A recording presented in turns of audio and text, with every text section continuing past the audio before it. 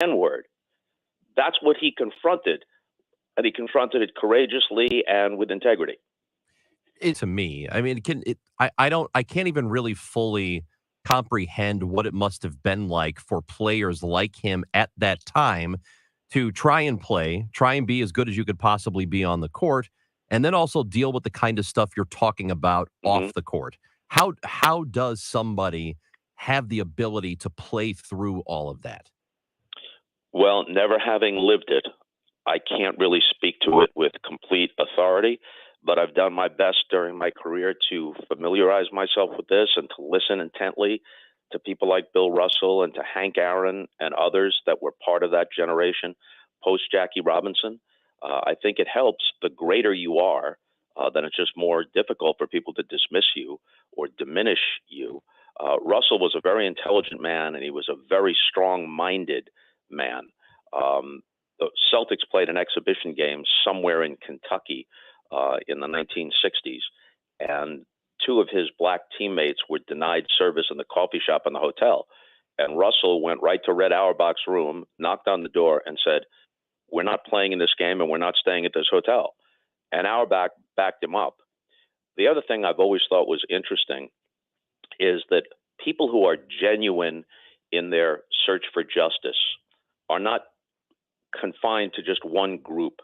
They see, as Martin Luther King did, obviously Martin Luther King's interest was in the racism faced by his fellow African Americans. That was the focal point. But he came at it from a more universal sense of justice and humanity. And so Bill Russell, no matter what racism he faced, if you won his respect, then he saw you as an individual. And the love and the brotherhood on that Celtic team, it wasn't just Russell and Casey and Sam Jones and Tom Sanders. John Havlicek, Bob Cousy, Don Nelson, Red Auerbach himself, the love, and I use that word advisedly, the love that they had for each other, the lifelong bond that they had, that's about humanity. It's not about, hey, my group against your group. If you earned Bill Russell's respect, and he didn't suffer fools gladly, but if you earned his respect, then he treated you as an individual. Fantastic stuff. Bob Costas is with us here on the show on KMOX. And thankfully, Bob, you've agreed to join us for one more segment so we can get a little baseball in here, maybe a little bit on the Live Golf Tour, too. So we appreciate it. Hang tight. We'll come back to Bob Costas. And you know him from everywhere. He's calling baseball on Tuesday nights. He's with MLB Network. He is on CNN offering all kinds of thoughts. We're going to check back in with Bob Costas when we return on the show. A massive storm hit St. Louis. Historic rainfall. We've never seen flooding like this. A great number of people and businesses have been affected by this weather event. Flood and storm damage. Devastation. It was unbelievable. Your help is now needed. To find information on flood donation opportunities and a complete list of items needed, go to KMOX.com/relief. Plain talk from our true constitutional conservative voice, Mary Elizabeth Coleman. We have to stop the crazy liberal agenda of defunding the police. We need more support for law enforcement. Give them the tools to stop violent crime, illegal immigration, and the cartels from flooding our state with their illegal drugs. Mary Elizabeth Coleman opposes all taxpayer funding for illegal immigrants and will fight to cut state funding to cities that give sanctuary to illegal immigrants. Biden's open border policy has brought fentanyl to our neighborhoods. Thousands of Missourians are dying as a result. Missouri should join the other states and send our National Guard troops to the border if that's what it takes to keep our families safe. True constitutional conservative Mary Elizabeth Coleman supports a Parents' Bill of Rights, is pro-jobs, A-rated by the NRA, and the only one in this state Senate race endorsed by Missouri Right to Life. Paid for by friends of Mary Elizabeth Coleman. The Biz Dash is St. Louis's healthiest happy hour, combining fitness, company, team bonding, and fun. All levels of runners and walkers welcome. Thursday, September 22nd at Centene Stadium in downtown St. Louis. Create your company team today at stlbizdash.com. Those who've built their own financial success know that moving forward requires not just the right tools, but an in-depth knowledge of how to use them. That's why Edelman Financial Engines gives you a dedicated wealth planner supported by a team of experts. We know a modern wealth planning relationship demands human insight powered by advanced technology. Our advice is tailor-made for your personal goals, and our investment management approach is based on Nobel Prize-winning research. We model more than 38,000 securities, so we can better stress test your portfolio through thousands of scenarios. See what we can build for you. Call 888-899-4450. That's 888-899-4450. Or visit efewealthplanners.com to get your complimentary financial plan. Edelman Financial Engines, built for those who built themselves. Travis Fitzwater is the right hire for state senate. Running for office is a job interview. I'm Travis Fitzwater, and here's my resume. I'm a lifelong conservative, dad to 3 beautiful little girls, a small business guy trying to make ends meet, a conservative Republican who cut our taxes, ended abortion in Missouri, defended our Second Amendment rights, and have protected our farmers from liberal activists. Travis Fitzwater is a pro-jobs Republican who knows how local families are struggling to pay for gas and groceries. And Travis Fitzwater is the one we can count on to continue to fight Biden's inflation, to get our economy back on track. The only candidate in this race endorsed by Missouri police officers, Missouri Pro-Life, and A-rated by the NRA. Travis Fitzwater is the right hire for state senate. Hire me on August 2nd, and I'll keep getting the job done. Paid for by Friends for Travis Fitzwater. Connect with KMOX on air, online, 1120 a.m., 98.7 FM, KMOX.com.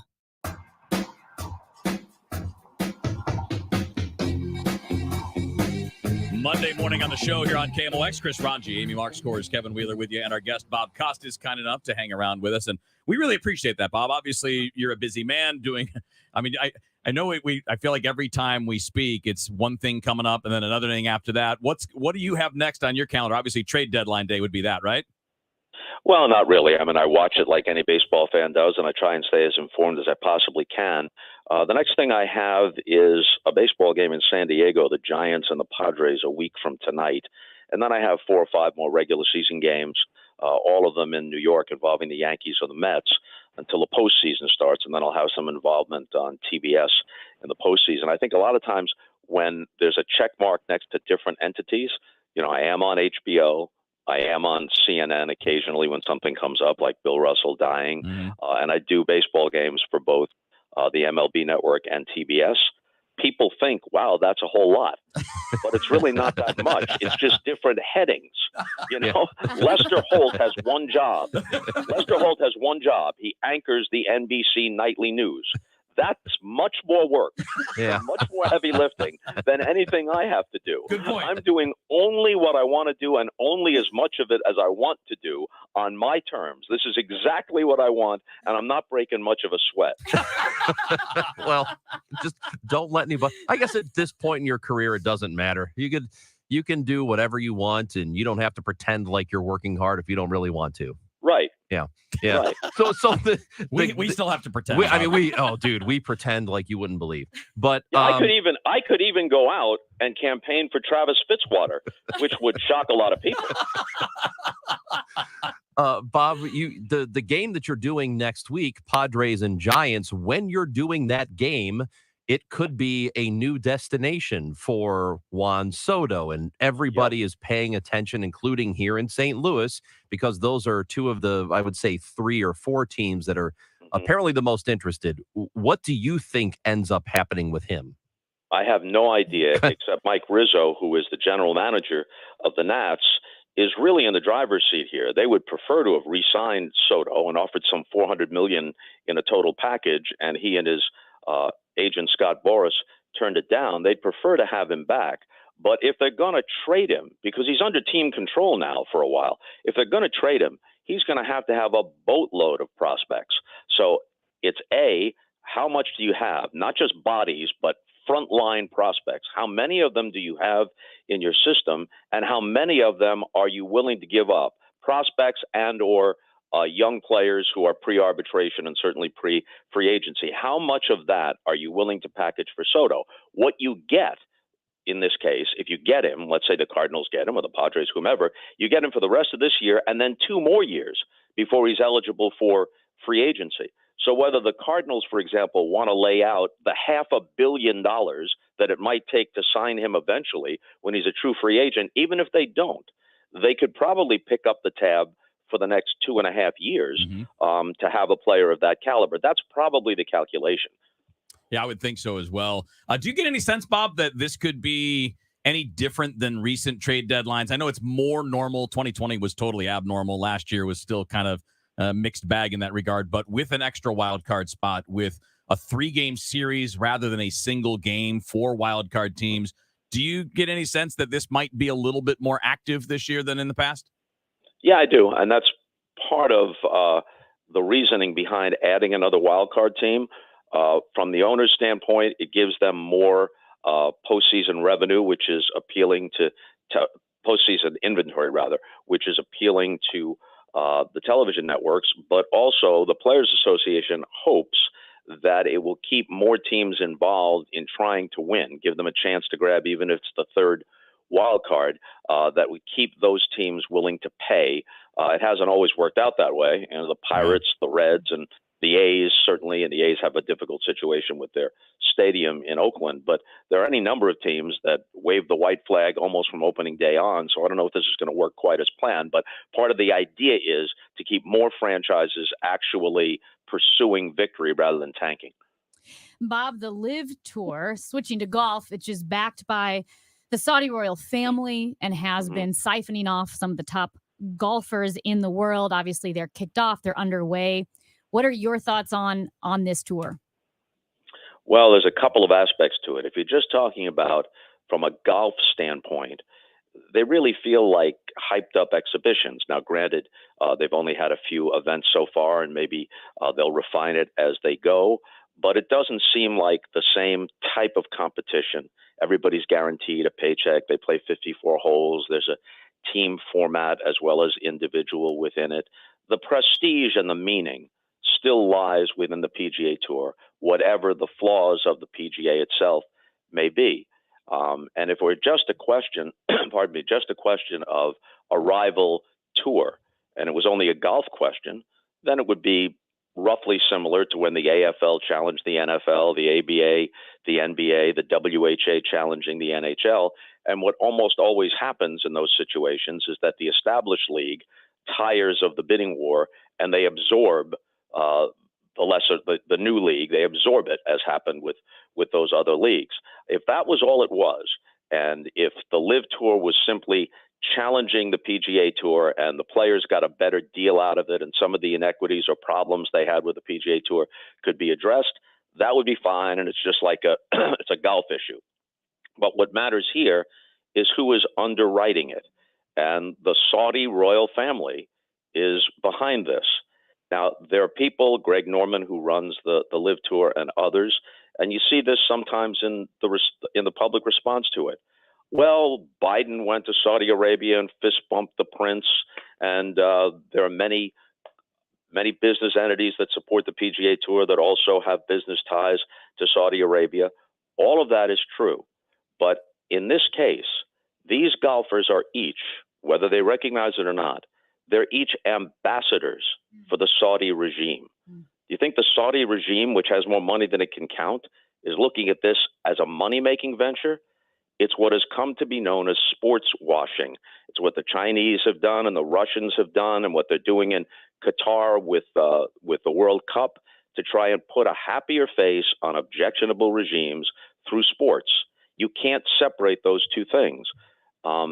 No one knows who the CEO is of a given company that, for whatever reasons, good or bad, is invested in Saudi Arabia. No one knows who that person is.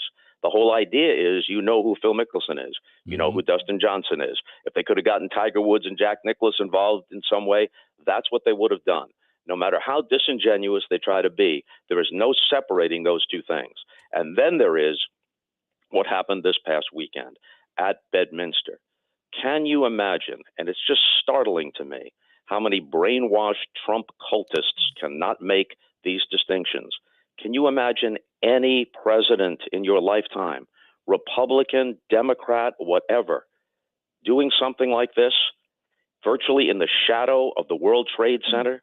More than 700 residents of New Jersey died on 9/11 21 years ago, some of them from the immediate Bedminster area, the 9/11 families with credible evidence that the Saudi regime provided logistical support for the terrorists on that day. We're not condemning all people with a Saudi Arabian background, but we're certainly condemning the government and its ongoing human rights atrocities and their connection to 9/11.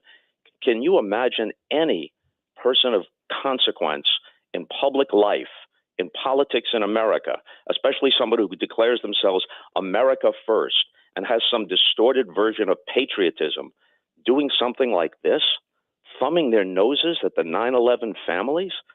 Can you imagine? I said this on CNN the other night. And you know what? I used to be pretty close to universally popular. I was a nice guy. I knew a lot about sports. And then, there are certain things that aren't really political. They're just common sense. They're just matters of decency. I'm not an extreme leftist, not even close. I'm a centrist guy.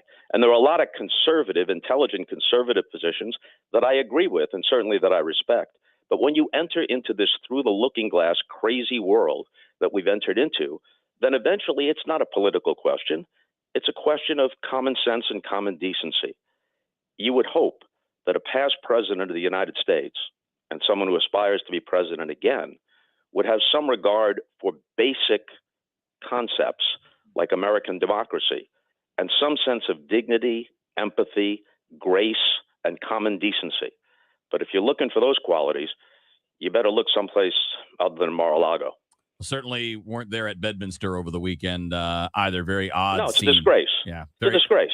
Very odd scene from all across, from every angle, from the crowd to just the way that things were run is very strange. And obviously we could go on with you, Bob, all day long, but we've taken a lot of your time and we really appreciate you. Yeah. I know it's great to get a chance to touch on a number of topics. I don't like that, we reached out because someone had passed away in terms of Bill Russell, but we do appreciate your time. You are always welcome with us here on KMOX. Thank you so much.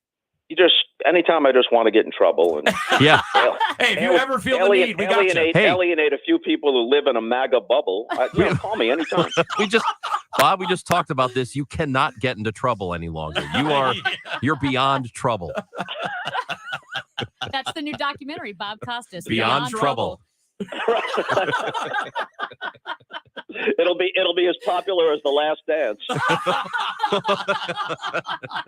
and this may have been my last dance. You take care of yourself. We'll look forward to talking again down the road. All right, see ya. Bye. We got it. Bob Costas with us here on the show, on your home for the Cardinals, on your home for the show. Chris Ranji, Amy Mark Scores, Kevin Wheeler with you here on a Monday. It's time for a $98 AC tune-up. If you filed a tax extension in April, don't wait until it's too late to handle your tax issues. Hi, this is Lance Drury with the Drury Law Firm.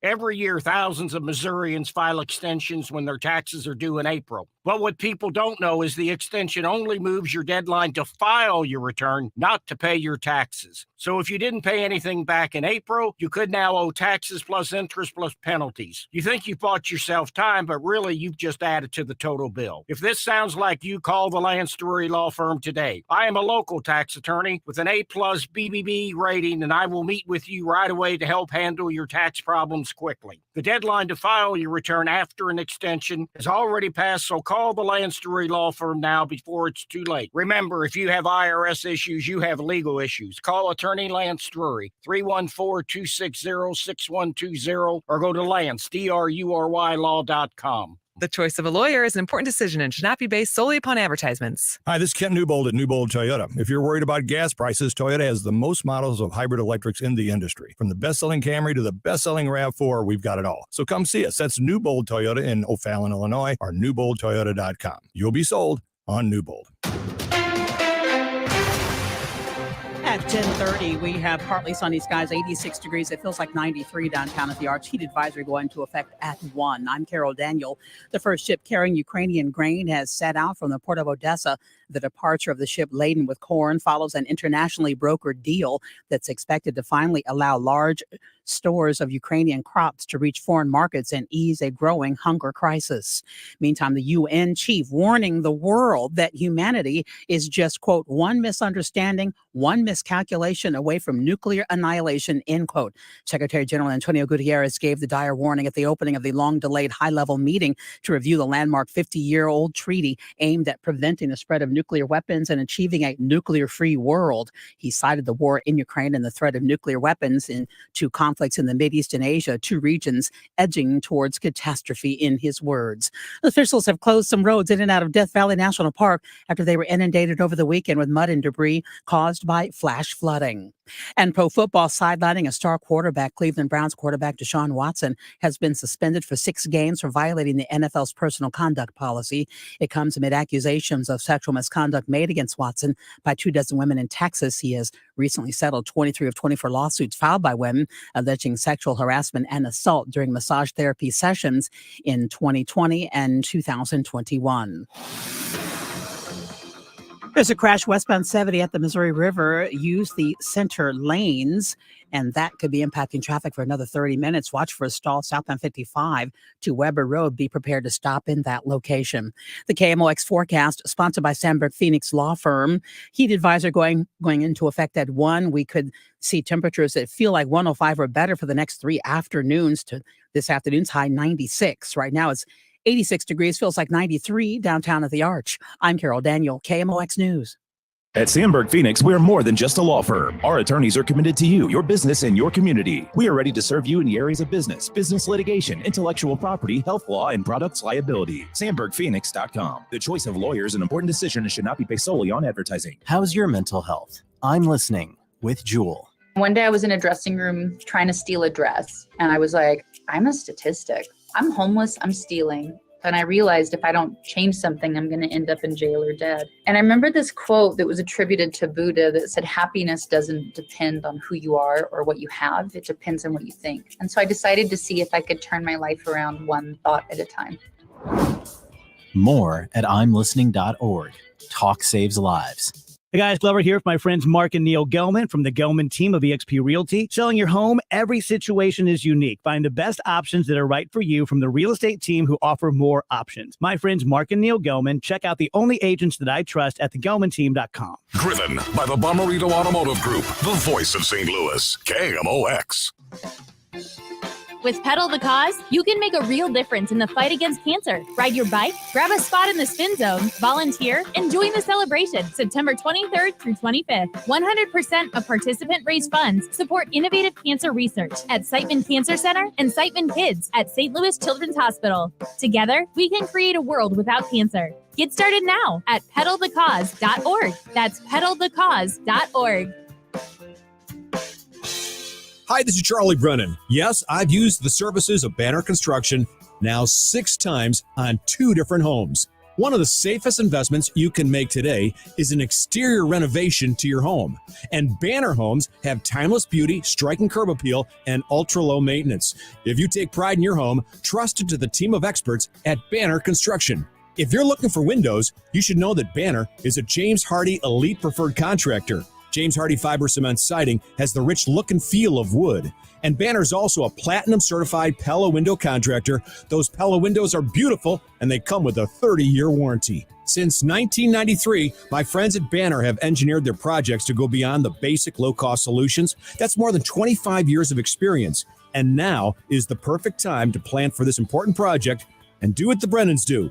Call on the experts at Banner. They're ready to help. Call 314-569-1050 or bannerconstruction.com. Dan Schall is an Air Force veteran who took an oath to defend our Constitution. He is 100% pro-life and 100% pro-Second Amendment. In the Senate, Dan Schall will combat the Joe Biden inflation economy and get Missouri back on track. Conservative Dan Schall for a stronger economy, for a stronger Missouri. The Republican primary is August 2nd. The Missouri Chamber of Commerce and Industry is responsible for the content of this advertising. Paid for by Missouri Chamber of Commerce and Industry. Dan Meehan, CEO, 428 East Capitol, Jefferson City, Missouri, 65101.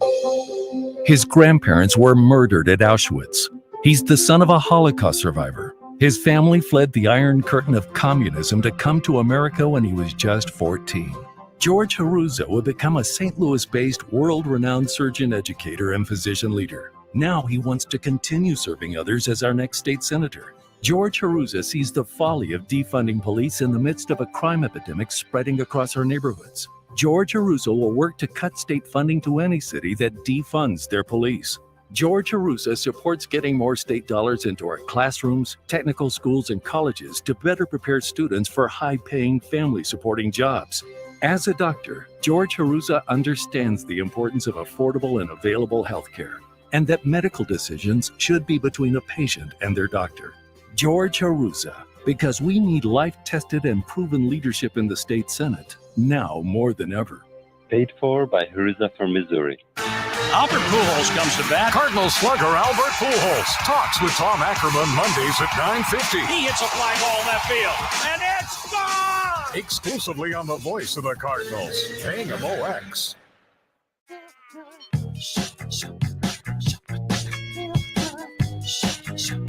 Monday morning on the show, it is 10:37. Chris Ranji, Amy Mark Scores, Kevin Wheeler.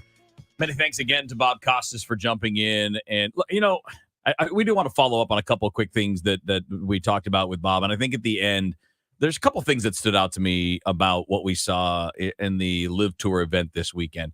One, pretty small crowds, which is not totally unexpected, but a little bit surprising considering the magnitude of the talent that was there, right? I mean, the only players they really stole were big names, right? All of these big names are there. But I think it shows a couple things. I think, one, a lot of golf fans their allegiance is still with the PGA Tour because it's what you grew up with.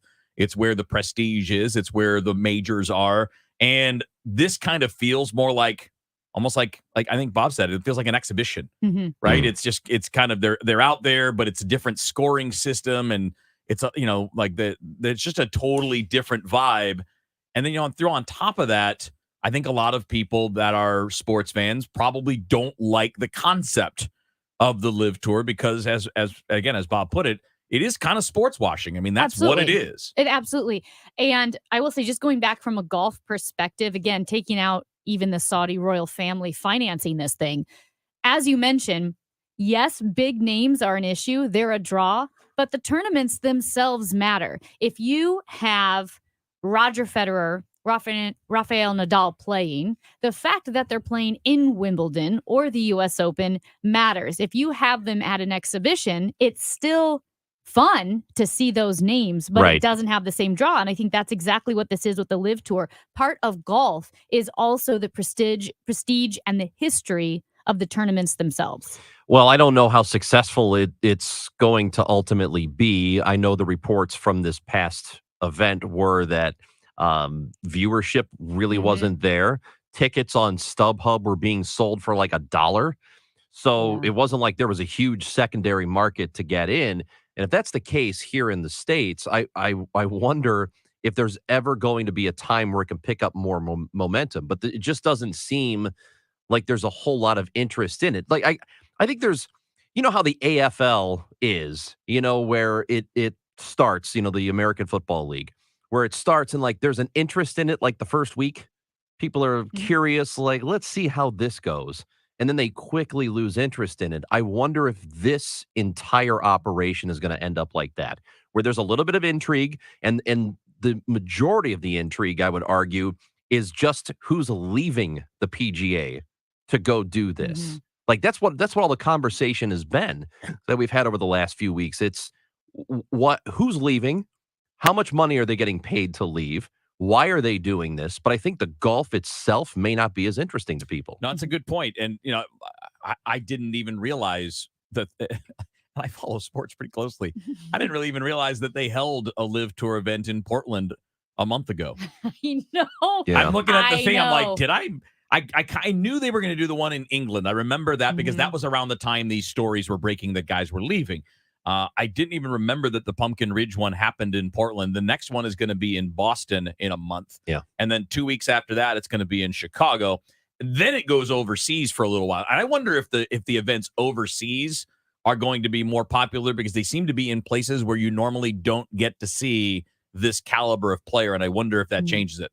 Yeah, I don't know. But I also want to go back to again, the Live Tour being financed by the Saudi royal family, part of sports washing. We saw the same thing with the Olympics in Beijing, the same thing with the Olympics in Russia. Yep. This is what autocratic regimes do. If they have a history of human rights abuses, well, you can cover over that with some great sporting events. So that is part of this. But it also ties in with Bill Russell and his importance in the civil rights movement, along with Kareem Abdul-Jabbar and Muhammad Ali. When you look at sports, it has always been political to an extent. And because how often, especially you guys, keep politics out of sports. They have always been inextricably intertwined. And I think part of that is, and it's a positive, when we are at Busch Stadium, we are collectively standing on the same common ground. We're cheering for the same people. We're on the same team.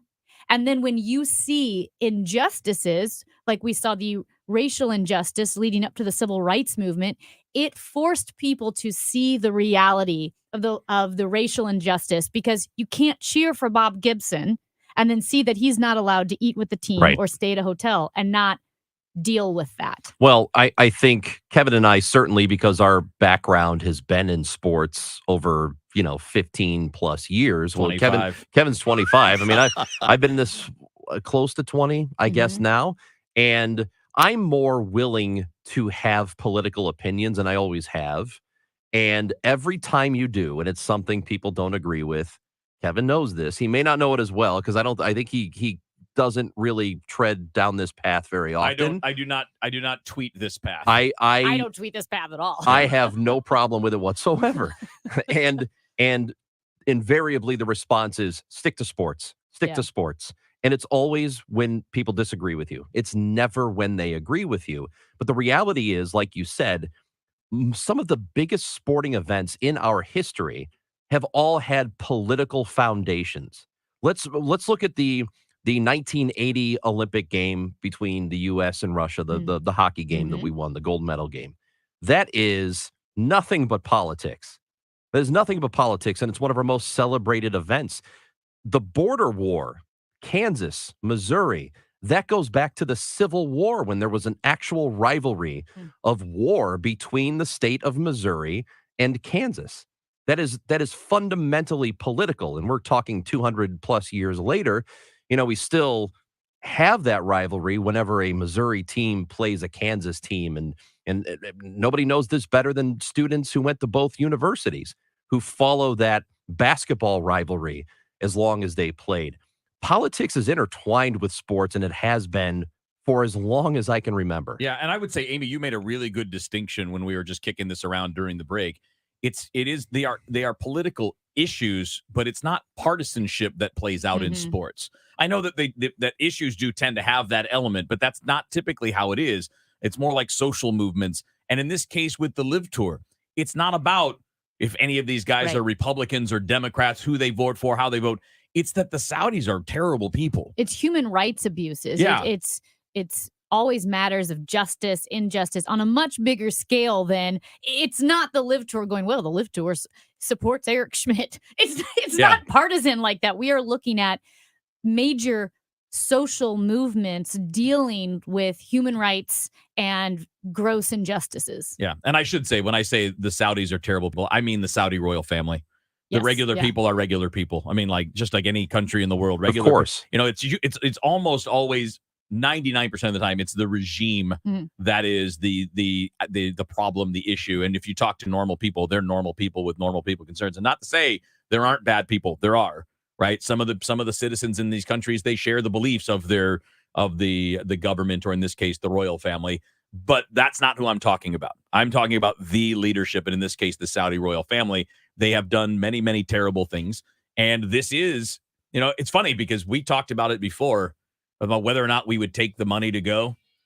And my answer was, if I was one of these golfers, no, because I've already made a lot of money and I'm covered. After seeing this weekend, I think it's no matter what. Before I'm like, I'd die in a hole before I took Saudi Arabian royal family There's money. a lot of grossness this weekend about all of that. And again, forgetting the U.S. political side of it, just with the tour and the Saudis themselves, it's pretty gross. It's easy to think all money managers are pretty much the same, but at Fisher Investments, we're clearly different. Different? How? You sell high commission investment products, right? No, Fisher Investments doesn't sell any commission-based investment products. Well, you must earn commissions on trades. Nope, never at Fisher. We're a fiduciary, obligated to act in our client's best interest. It's the highest standard of care for a financial advisor. How do you know what's in their best interest? We get to know our clients and then tailor a portfolio based on their goals and needs. But you probably sneak in some hidden and layered fees.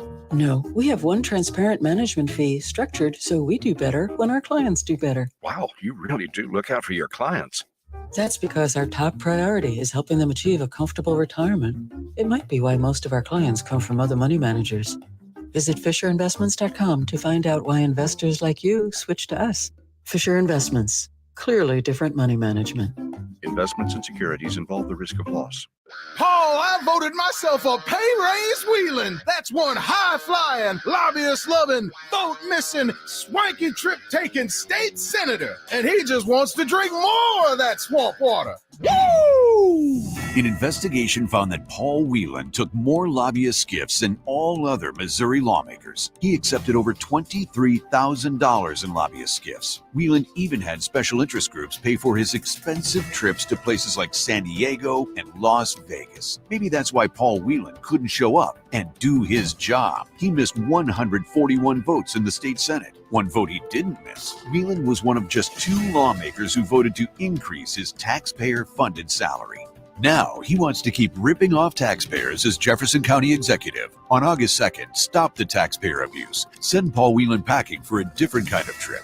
Home. Vote no on Whelan for county executive. Paid for by Let's Go Brandon Pack. Chris Vass, treasurer. I'm sure that you've felt the shift in the real estate market and have wondered how it will affect you. Is it time to buy or is it time to sell? What are your options?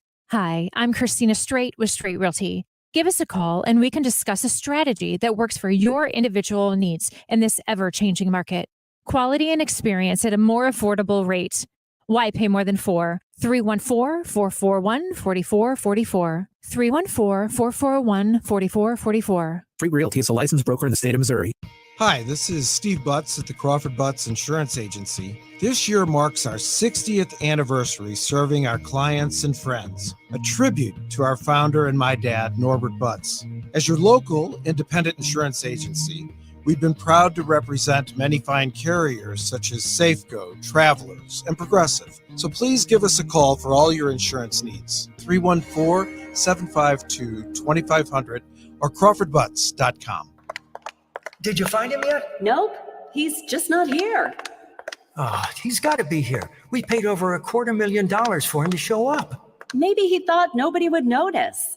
That's 771 votes he missed and counting. Well, they don't call him No-Show Nick Shore for nothing. But we paid over $250,000 for No-Show Nick Shore to be here. No-Show Shore missed over 770 House votes. No-Show Shore absent on the vote to cut our taxes. No-Show Shore absent to stop public funding of abortions.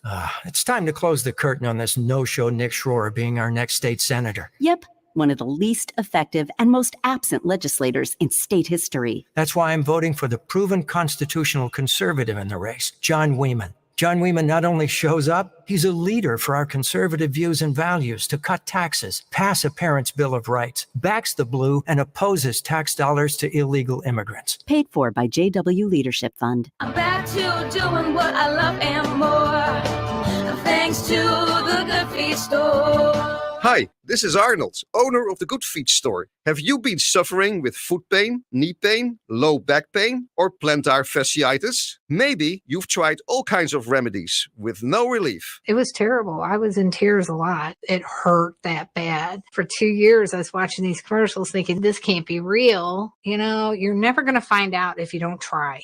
So my legs and my feet do not hurt like they did before Good Feet. Call 314-317-9494 or visit one of our 2 locations on Olive, Catty Corner from TGI Fridays, or in Shiloh, Illinois, across from Dearborn's. Thanks to the Good Feet store. Individual results may vary. Consult your physician for medical conditions. Visit the website goodfeetstlewis.com. Come in and try the Good Feet feeling today. Comfort, energy, performance, and pain relief at the Good Feet store. Learn to swim this summer and stay cool with Swim On Foundation through group and private lessons. Schedule today. For information, go to swimonfoundation.org.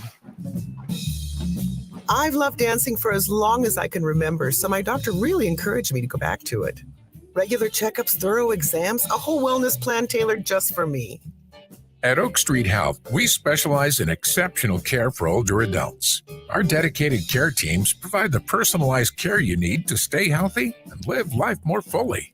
Age may be just a state of mind, but I mind it a lot less when I feel good. Get the care you deserve. Visit oakstreethealth.com. Would you like a cleaning product that can be used in the garage, the laundry, and the kitchen, and save space in your cabinet? Hi, I'm Bruce Fabrizio, inventor of Simple Green. To learn more, visit us at simplegreen.com. The show, sponsored by Straight Realty, your St. Louis area experts. Why pay more than 314-441-4444. More Amy, more Kevin, more Chris. What is this weird show? The Show on KMOX. What is it? What's happened? What's going on? What do you know? What just happened? What happened? I need to know. Trending now on The Show. All right, time to see what's trending here on a Monday. I've got a good one. 41 years ago today. Ladies and gentlemen, rock and roll. 41 years ago today, MTV launched. Oh, baby. The Buggles. How cool Right? was MTV back in the day, Ranj? It was the best. I mean, like it was so legit. fun. It's all right. It's clearly great to be able to watch any music video or listen to any song you want to, whenever you want to. Oh, yeah, this is right? better. Yeah, what we have now is better. But it's better. But there was something really fun about watching MTV for like 2 to 3 hours straight, hoping for the video you wanted to watch to pop up. And back It when was the best. Back when it was videos. Yes, not it was reality great. TV, not some other nonsense. You were just like, what new videos out? And that I can't even count how many new cassettes that I went out and bought because I saw the video on MTV and I'm like, I like them. I'm gonna go get the rest of their music. Debbie Monterey talked about this morning because she was a huge Duran Duran fan, and she said that entire summer she didn't go outside for 3 months because she was afraid she was going to miss a Duran Duran Maybe show. I'm gonna miss Hungry Like the Wolf. There's just something really fun and charming about that. Even though it kind of sucks to have to wait for the thing you want. I guess you learn patience, though, don't you? Did you? Well, they played the same stuff every They hour. did, but you don't know that when you're a Yeah. kid. You don't know there's a rotation and it's coming up anyway. Just relax, kid. Did you- You're going to hear it soon enough. Did you have a favorite VJ? No. That's the video Kurt jockey. Loder. Kurt Loder. He Kurt wasn't- Loder he was wasn't a probably- VJ. He was MTV News. Yeah, he was news. That's right. Yeah. My Uh, favorite was Ricky Rackman. I don't Because remember Ricky, that one. he did the Headbangers Ball. Oh, yeah, that's That was your the thing. best. That's where I found all my new metal back in the day. Well, I was going to say, did MTV play metal? They did on Headbangers Ball. Huh. And then what was the one? I feel such an Yo idiot. MTV Yes! Raps. It was the best. Yo MTV Raps That was great. the best. Yeah, I mean, those two shows were probably the ones I watched nonstop. the best. I loved it. Happy birthday, MTV. MTV is an older end millennial. Oh, that's Geriatric true. millennial. That's what it's true. called. That's me. I'm a geriatric millennial. And look, I'm not going to say there's not value in the real world or in Jersey Shore because there is. No, there isn't. But man, that was so much fun when it was just nothing but videos day and night. I loved that network. All right, guys. The Dallas Cowboys are the most valuable franchise in football and across all of sports. Yeah. They're Yep. valued at $7.64 billion, which is $630 million more than the New York Yankees. So they're number 2. The Yankees are, right? Yep. Because they're always top 2 or 3. How is it not a Soccer team. I don't know, but Manchester United is usually up there somewhere.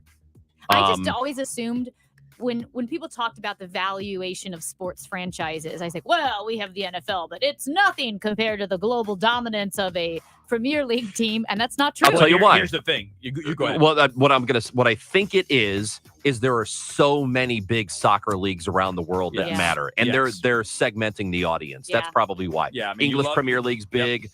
In Spain, they've got a huge league. The German Bundesliga is Yeah. huge. Italy's got a huge It's the league. balkanization of Yeah. soccer. It's not even just, but like they're separate South American. Like everybody Right, yeah, follows yeah, the yeah. leagues that they're closest to. And for American style football, there's one league. And that's something, though, that people definitely miss out on is that if you were to add up the two biggest revenue producing soccer leagues in the world, they don't equal the NFL or Major League Baseball in annual revenue. It's pretty incredible what they do. I Now, a lot of that there's is just TV. Oh, it's definitely TV. Yeah. I mean, attendance wise, I'm sure soccer wins would be my guess. Well, I mean, there are just more eyeballs on the NFL than there is on any one individual sports league around the world. All right, coming up after the top of the hour news. No fun in downtown St. Louis Oh, over the cool. weekend. People just walking around carrying guns like it's no big deal. And I don't mean just carrying them, I mean shooting them. Talk about that next on KMOX. Guys, I want to talk to you for a minute, man to man, about erectile dysfunction and PE. How are you doing in the bedroom? Are you still the man you used to be? Or are you feeling the disappointment of ED? Are you experiencing the embarrassment of PE? Happens to a lot of us. That's why you should call Paramount Men's Medical Center. Their licensed physicians can help solve your problem. They'll talk to you about ED or PE. They'll offer custom blended medications. There's no pain or surgery. And you'll see results right in the office at Paramount Men's Medical Center. If Viagra, Cialis, or Levitra have let you down, men are now lasting 30, 60, 90 minutes or longer, regardless of age or medical history. And it's affordable. So, man to man, contact Paramount Men's Medical Center now for a private consultation. You'll see results on your first visit, guaranteed, or your exam is free. Call 314-720-8081. 314-720-8081. That's 314-720-8081. Hey, KMOX listeners, Roger Wigginton here, Don Rogers Limited, 6727 West Main in Belleville. Hey, it's that time of year. We're getting towards the end of summer. We always run our annual anniversary sale starting August the 1st, 46 years in business. We're going to have 46% off the regular price of the remaining inventory of ladies' summer sportswear, as well as men's summer sportswear. We've still got pretty good size ranges, a decent selection, but when we go into sale, it doesn't last too long. It blows out of the store real quick, and we have a lot of summer ahead of us. So starting Monday, August 1st, come on by, park at the door, walk in, get waited on, 46% off the regular price of our entire selection of men's and women's summer apparel. And don't forget, you're going to actually get waited on. So, we're at 6727 West Main, 618-398-2421. Park at the door, walk in, get waited on, and come check out the anniversary sale.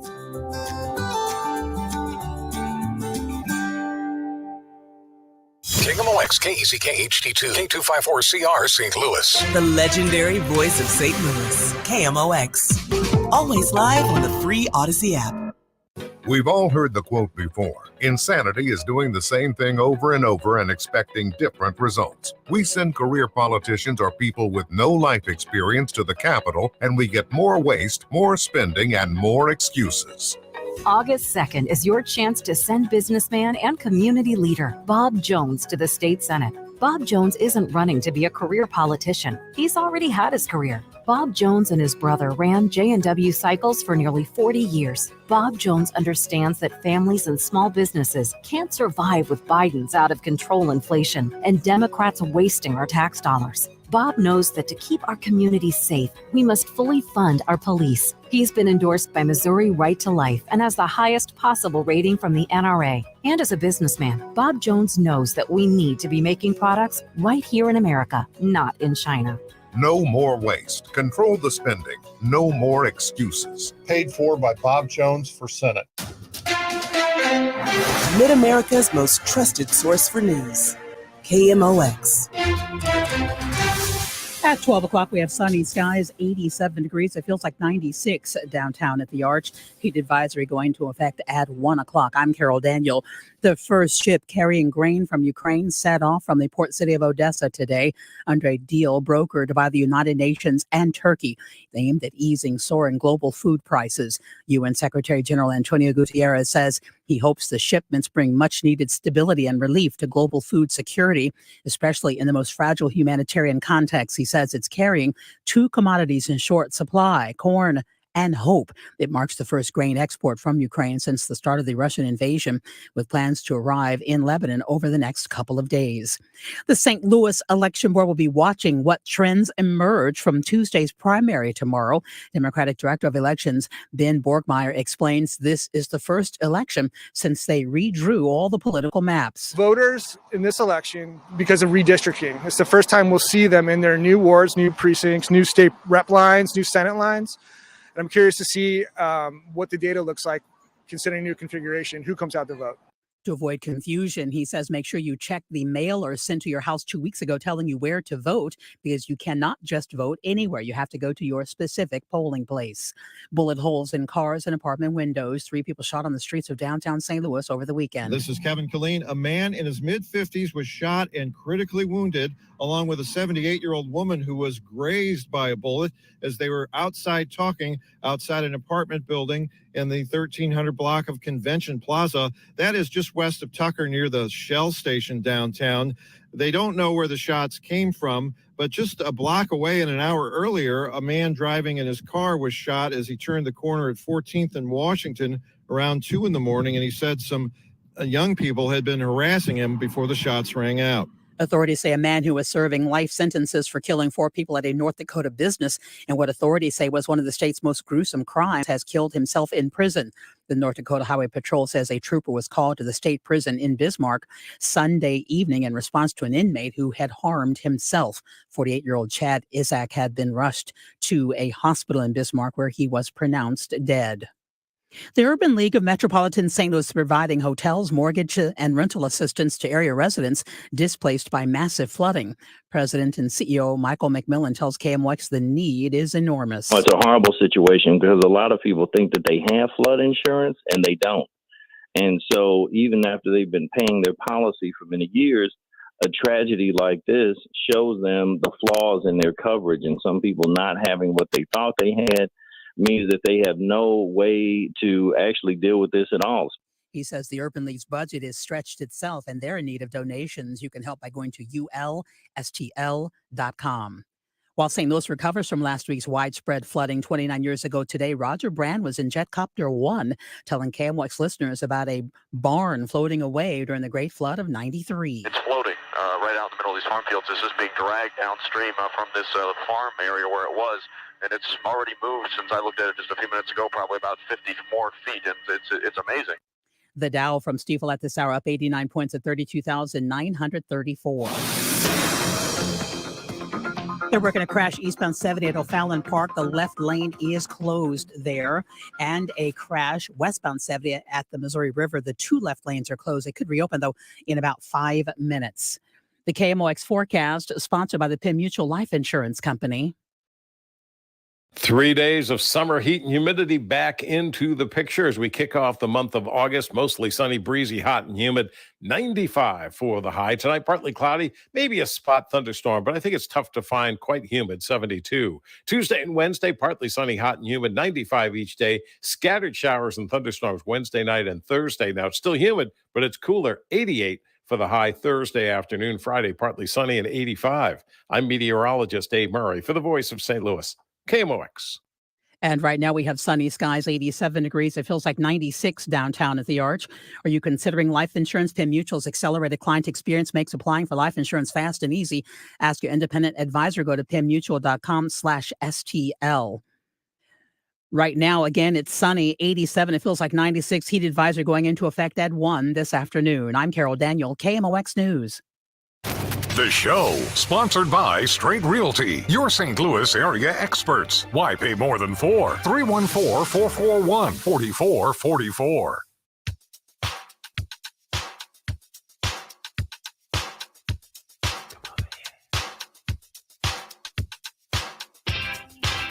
It's 11:05 on a Monday on the show. Chris Ranji, Amy Marks, Course, Kevin Wheeler here. If you'd like to be a participant in the show, particularly in this segment, we're going to be talking about insanity downtown over the course of the weekend. Feel free to join us on the text line 314-436-7900. Would love to take your voicemails as well on shots being fired all over downtown, witnesses who are taking video on their phones, taking pictures of groups of people walking around downtown with what look like, and I'm only eyeballing it, kind of grainy photos and all that, what look like the AK-47 Assault style rifles. pistols. Well, no, it's not the full thing because they're using one hand to hold it. So it looks like there are AK pistols that look like AK-47s. They're shaped that way, but they don't have the full stock. And I don't believe they're fully automatic. But either way, we're not talking about what you would think of as traditional handguns. Just walking around downtown openly with them, firing off shots. And the KMOV had the story. They had interviews with people that lived downtown who took video and who talked about the environment this weekend. Like one of the guys said, like, there's no security, no safety when you walk out your front door. Yeah. And this is, like seeing videos of groups of people. They say they're teenagers. I couldn't tell from the video, but they're saying they look like groups of teenagers walking around shooting at each other, at other people. I don't think it was indiscriminate. It didn't sound like there was some quote unquote purpose to what they were doing, but just walking around downtown for minutes on end with weapons and just nothing happens. Yeah. And the people who live down here are, let's be honest, they're pissed off. Yeah, we have talked about the lawlessness downtown because people are running red lights. No one's getting their tags renewed. Very few cars that are breaking these laws seem to have plates, so it's no way to identify them. The police are not going on certain chases if your car is stolen. Just this overall theme of lawlessness. This is that on steroids, because the videos that you see of these groups of young men with some type of assault weapon, as you mentioned, Wheels, it is not just lawlessness, but it almost looks like one of those movies from a chaotic, anarchic, war-torn country. Yes, Purge. It's just, I am the ideal person to live downtown in a loft. You go to the restaurants, shop at the stores. I don't, because it just does not feel safe, specifically at night and specifically when there aren't crowds from a baseball game. And it's just cars spinning out. You hear rubber burning. You hear gunshots. And to see these groups of young men with assault weapons is shocking. I don't know what the solution is, because that's really the next logical step, is how do you fix it? Because in order to make downtown appealing, not just to people in this area, but people outside of St. Louis, outside the region, in order to make it appealing, that has to be rectified somehow. All I know is I know what the solution is. What I don't know is how to get there, because the solution is for more people to live downtown, for more people to be downtown generally, for there to be businesses downtown. Because when there are not those things, that kind of opens it up for a lot of this stuff to happen. It's not to say that you can't have a well-populated area with a lot of this kind of stuff. I know they have these problems in Chicago, in certain neighborhoods that are well-populated, and they're still having drag races and, cars spinning out in intersections and that sort of stuff. So very similar to what we're seeing here. But I don't know how to get people downtown, because if you're having these kinds of incidents downtown, nobody wants to go there. Nobody wants to live there. But the solution is to make it more appealing.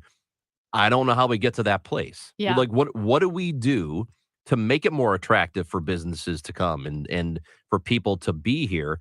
Obviously, you cut down on lawlessness, but lawlessness is also what is driving some of the people to not want to be here. It is really a chicken or an egg thing. Yeah. And I do think, again, I've gone back to this 100 times, and I know people are tired of hearing me mention Thomas Apt on the Council of Criminal Justice and just what he has looked at. He has a book, Bleeding Out, looking at urban violence and how to stop it.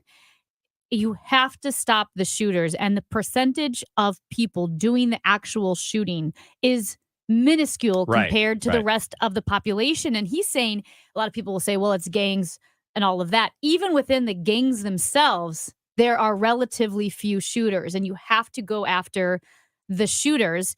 And it is going to be both positive and negative reinforcement. I mean, you go to the areas of highest crime, you reach out to people who are considered what they call them hot people, or the people who are most likely to commit violent crime.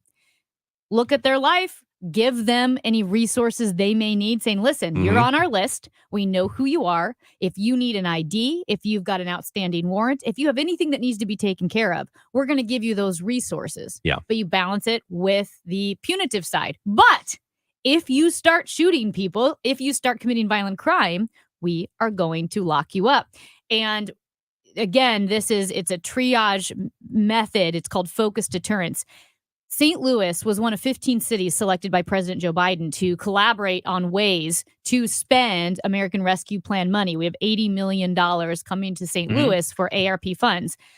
Now, I know there has been a lot of contention around law enforcement, but the community has to work in conjunction with law enforcement. And would like to hear more on the Mayor Tishaura Jones' plan on fighting crime in St. Louis. But what I do know is she did cut the police department's budget by $4 million and has left 98 positions unfilled. We know St. Louis is in dire need of police officers. You can continue to improve training, but I think you also need to improve pay and then improve community relations. But you can't just strip the police force. Well, we had a text saying exactly that a second ago. 314-436-7900 says, why don't you talk about the city defunding the police? There are not enough policemen. Well, I mean, yeah, if you don't have enough people, enough bodies to patrol where you need to patrol, to show a presence, how are you supposed to handle something like this? I mean, it's hard enough even if you have all of the jobs filled. It's hard enough if you had twice that number. But when you're short, what did you say, 98 jobs? If you're short 98 people in the downtown area or just in the city in general, you don't have the coverage. You can't do anything about this. And that's currently vacant positions, because I know there were more. It's like over 100 police officers, law enforcement positions that need to be filled. But at least these specific 98 that were filled will not be filled. I do know this. That has to be taken care of, but it also can't just be arrests. It can't just be put people in, because there's going to be, that has to happen. But you have to, like, when this is happening, it has to be stopped at that moment. That's what I was going to say. It's like you have to stop these things. You have to make arrests, but you have to do things in addition to making arrests. You have to make the neighborhoods where most of these people are coming from that are committing the crimes, you have to make those neighborhoods better livable, because a lot of them are not. And a lot of them are not appealing. And you do grow up in some of these neighborhoods feeling like, I'm not going to do anything in life. There's nothing for me here. And that is what ultimately leads you to be a criminal, to do the kinds of stuff we're seeing now. So it's not just making the arrests. They have to do that. That stuff has to be stopped. But it has to be a multi-pronged approach. The triage, like you mentioned, it's got to be done all at once. It can't be, let's do this first, and then we'll do these things. You got to do them all at once, because if we only do the arresting part first, and that's it, there's just going to be a never-ending supply of people who will slip. Okay, well, you've arrested this guy who commits a crime. Well, here's another one who's going to slip right into his place and do the same thing. And you also have to, like, put people away. Like, you have to prosecute, too. I mean, and you know, I know for a lot of things there isn't prosecution. I think there would be for people firing off weapons downtown, shooting at buildings, shooting at other people. I mean, it's a little different thing than just, unregistered car or whatever. I mean, not necessarily, because there have been victims of violent crime, of gun violence, homicides, that they are asking the circuit attorney, you have to continue to prosecute these people. They are afraid for their lives. Yeah. And so cases, we have people we have evidence on shooters, and we're not prosecuting those people with evidence that they shot someone. Because a lot of times when prosecutions don't happen, it's because they don't think anything's going to come up. They don't think it's winnable. Right. But that's not. There's not enough evidence. That's not what's happening with the circuit And by the way, attorney. that's not okay necessarily. No. I mean, I think you still have to try. I mean, this is definitely one prong of a multi-pronged issue here, because we do have to go after the shooters. When it comes to the circuit attorney's office, she has had over 110%, I think, turnover rate. In fact, there are cases where the police department has presented the evidence, and for, I think it was 3 months, her office was sending the cases and the evidence to a woman who was out on maternity leave, so then the cases expire. And So I mean, that's just incompetence. But see, now we're circuit talking attorney's about an office. issue of manpower, right? No. Like, even for them, there are only so many litigators who can handle this stuff, right? Like there has to be a saturation point where there are just too many cases, not enough people to try them.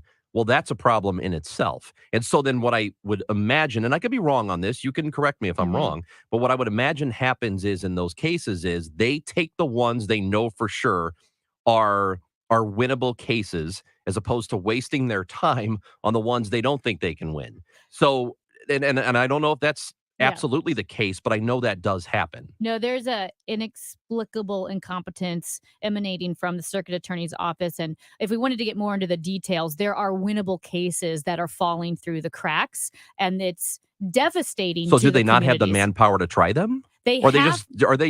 Here's what the bottom line I'm getting at is I doubt it's a thing like, you know what, these are kids and, you know, they're going to grow up and be okay. No, it's Like, inexplicable. And that's I what don't think it's that. people are leaving her office because of the incompetence. So it's both manpower and it's a self-perpetuating issue. Either way, city leadership's time to get moving. It's time to have some real ideas and not just nonsensical things like, oh, we're not going to fill those jobs. No, you need to do something proactive and make it start happening soon. For everything online, it's Odyssey.com. Download the Odyssey app and listen to The Dave Glover Show and all the news, talk, sports, and podcasts that move you. Odyssey, that's AUDACY. This is a call to the self-starters, to the self-made, and the self-sufficient. It's time to declare a new kind of independence, because Edelman Financial Engines is here to provide tailored investment solutions for your kind of wealthy. You should expect more from your wealth advisors. Our investment management approach is based on Nobel Prize-winning research, and our planners don't sell products to earn commissions. And because we're here for those who question the answers, we model more than 38,000 securities so we can better stress test your portfolio through thousands of scenarios. So no matter where you're going next, see what we can build for you. Call 888-899-4450. That's 888-899-4450. Or visit EFEWealthPlanners.com to get your complimentary financial plan.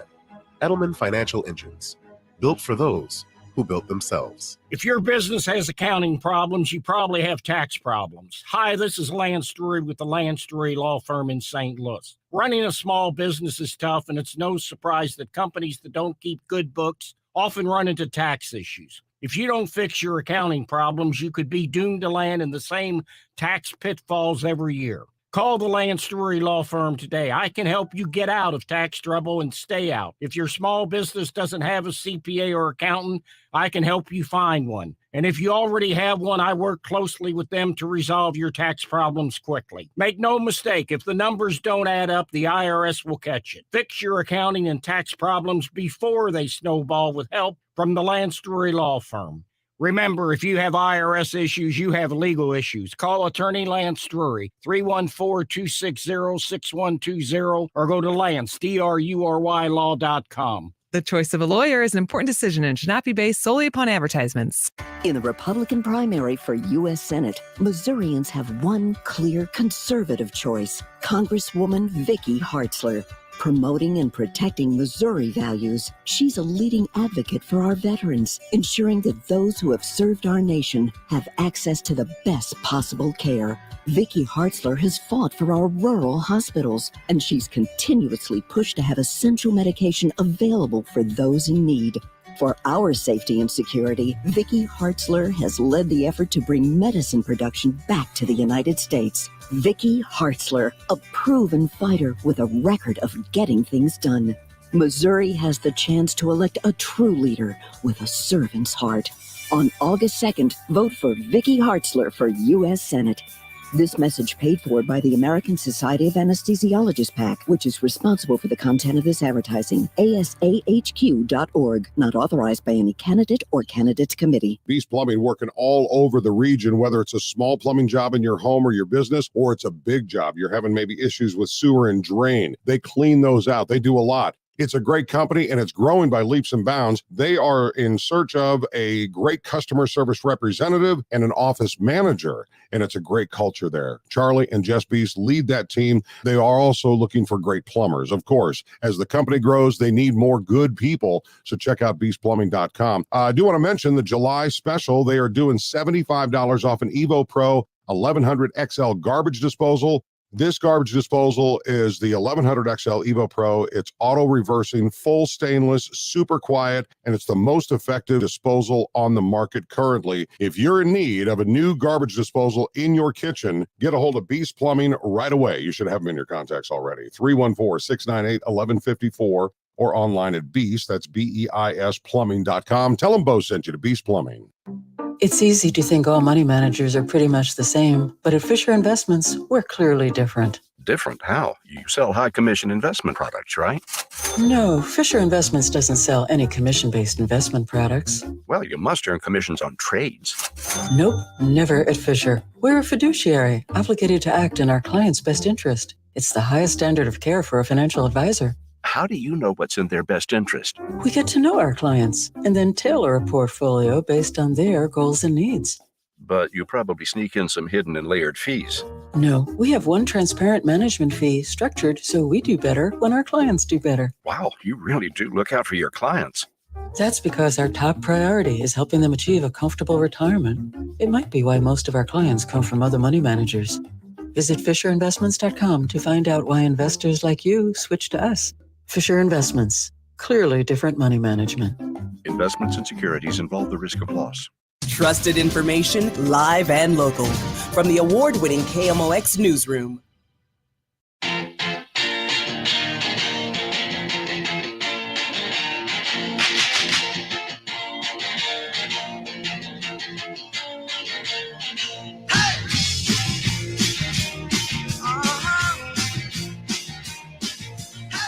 Hey, guys. Yeah? Got a question for you. What is it? And by guys, I mean Chris Ron, G, and Amy Mark Scorsa. Hi, and I'm Kevin. This is the show on KMOX. You guys want to make a bet on the primary elections tomorrow? Yeah. You want to make a bet? I'll tell you, here's what I'm going to bet. Somebody's going to win. Oh, that's a great bet, What Kevin. odds can I get on that? What odds can you get? You can't get any odds on that. Oh, what odds? It's can not I even get? on the board. Oh, it's not, but there's a board, though. Oh, there's a board. This is really... So hold on. We can gamble on the election day. Kevin, you have no idea. What? This is a thing now. And the first I really had ever heard of it, and I know that you could always find a bookie that allows you to bet on all kinds of stuff. But now it's legal, it's sanctioned, and there are multiple sports books that you can go to around the country where you can bet on elections. And the first time I had ever heard of this was during 2020 when the presidential election was happening. And I was on Twitter looking at people talking about it like, oh, Joe Biden's odds to win now are like plus 1,500, which, by the way, if you're plus 1,500, that means you are not the favorite to win. You're looking for a minus number usually. So like, if you're minus 100, I put down $100. If I win that bet, I get $100 back, right? Like that's pretty much what it is. Right, right. So if you're plus money, that means you could put down $100. So like, let's say he was plus 1,500. You put down 100, you get $1,500 back if you win because you're taking the underdog. I'll do that one. You want to do you want the underdog to win, okay? But anyway, you There's can always actually better money in that. You can bet on this stuff now. So here are some of the numbers as it stands right now. For the Democratic nominee for the 2024 election, Joe Biden is the favorite. He's got the lowest number at plus 175.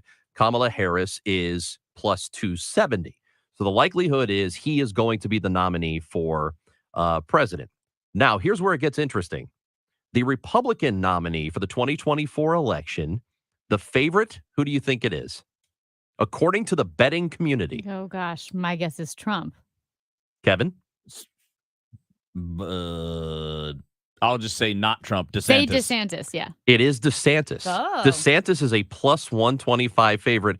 Donald Trump is plus 130. So very similar odds. So right now, the sports books believe that Ron DeSantis is going to be the Republican nominee. Now, a lot of things can change between now and then, but what I think is interesting is the fact that we can do this now. How about this for tomorrow? So I looked this up on covers.com. So you guys want to guess along? Yep. Okay, so roughly the odds on it becoming a Republican House and Senate, based not tomorrow, but based on what's going to happen in November, because obviously tomorrow is just setting the primaries and who's going to be running in November. Sure. So what do you think? I mean, what do you think the odds would be of the Republican House and Senate happening? Are we talking like how is How likely is it? How likely is it? Is it like 2 to 1, 4 to 1? Is that the type Let's do it this way.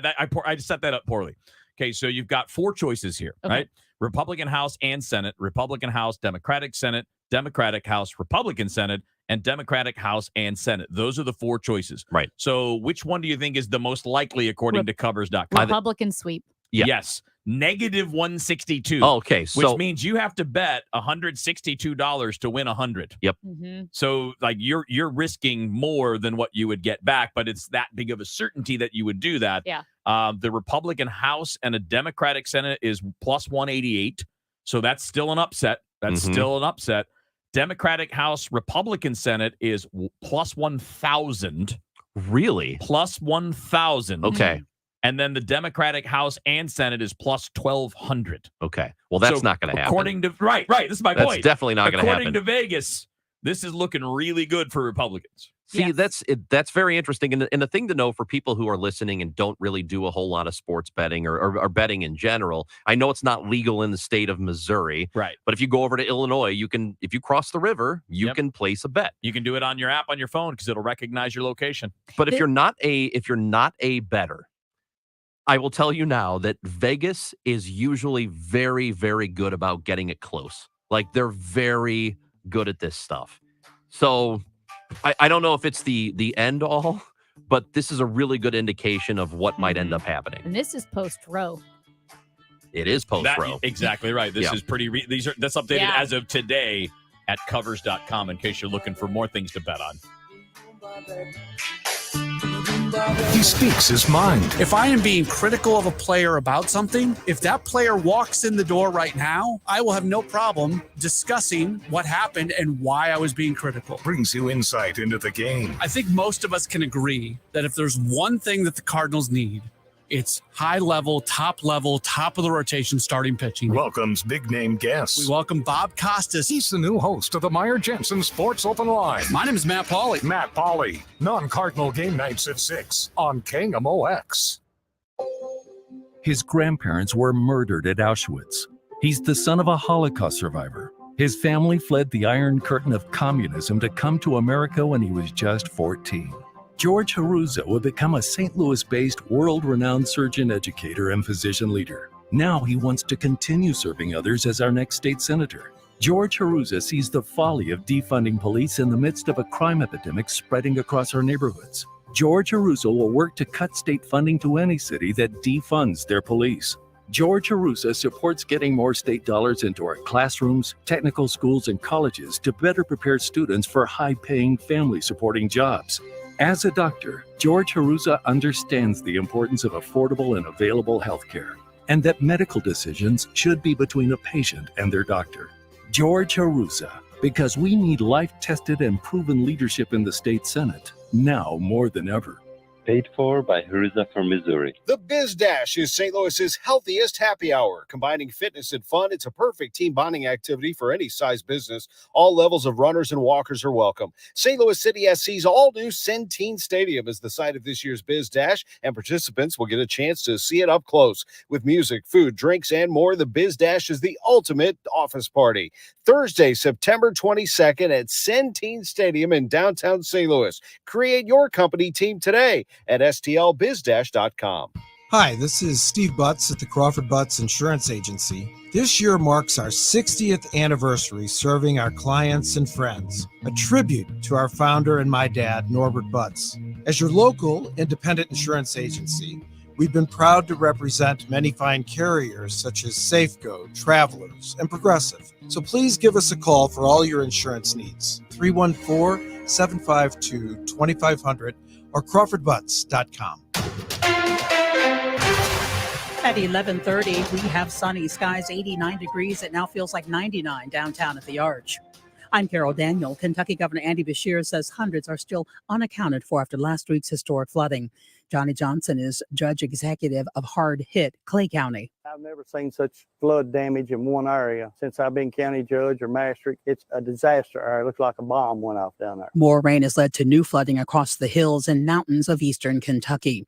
U.S. House Speaker Nancy Pelosi has held talks with Singapore's leaders at the start of her Asian tour as questions swirl over a possible stop in Taiwan that has fueled tension with Beijing. Local media in Taiwan say she's expected to arrive Tuesday night, becoming the highest-ranking elected U.S. official to visit in more than 25 years. President Biden will soon be signing into law a major bill to revive the U.S. computer chip sector. The backstory of how the legislation is reaching his desk after more than 18 months reveals the complexities of bipartisanship, even when all sides agree on the need to act. Missouri Governor Mike Parson says FEMA teams will be in the St. Louis region today assessing damage from last week's flash flooding. For information on resource centers where you can help, go to KMOX.com. The First Mid-Bank and Trust Business Desk animal shelters in some areas of the country are seeing more pets return to their care. Some owners struggling with the rising cost of rent, food, and gas are making the difficult decision to surrender their pets. And taking a look at the commute. Watch for a crash eastbound 70 at O'Fallon Park. The left lane is closed. It could reopen in about 5 minutes.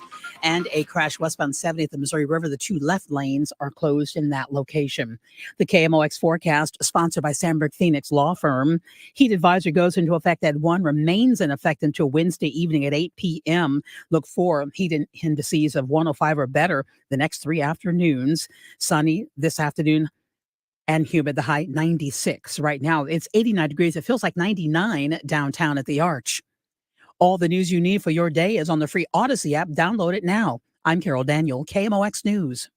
At Sandberg Phoenix, we're more than just a law firm. Our attorneys are committed to you, your business, and your community. We are ready to serve you in the areas of business litigation, intellectual property, health law, and products liability. SandbergPhoenix.com. The choice of lawyers and important decisions should not be based solely on advertising. Driven by the Bomarito Automotive Group, the voice of St. Louis, KMOX. Men, if you suffer from erectile dysfunction or PE, experience the Paramount Men's Medical Center difference. I'm Dr. Schwartz. To help you last longer in the bedroom, Paramount Men's Medical Center offers custom blended medications with men lasting 30, 60, 90 minutes or longer. And it's affordable. Experience the Paramount Men's Medical Center difference. See results on first visit guaranteed or your exam is free. Call 314-720-8081.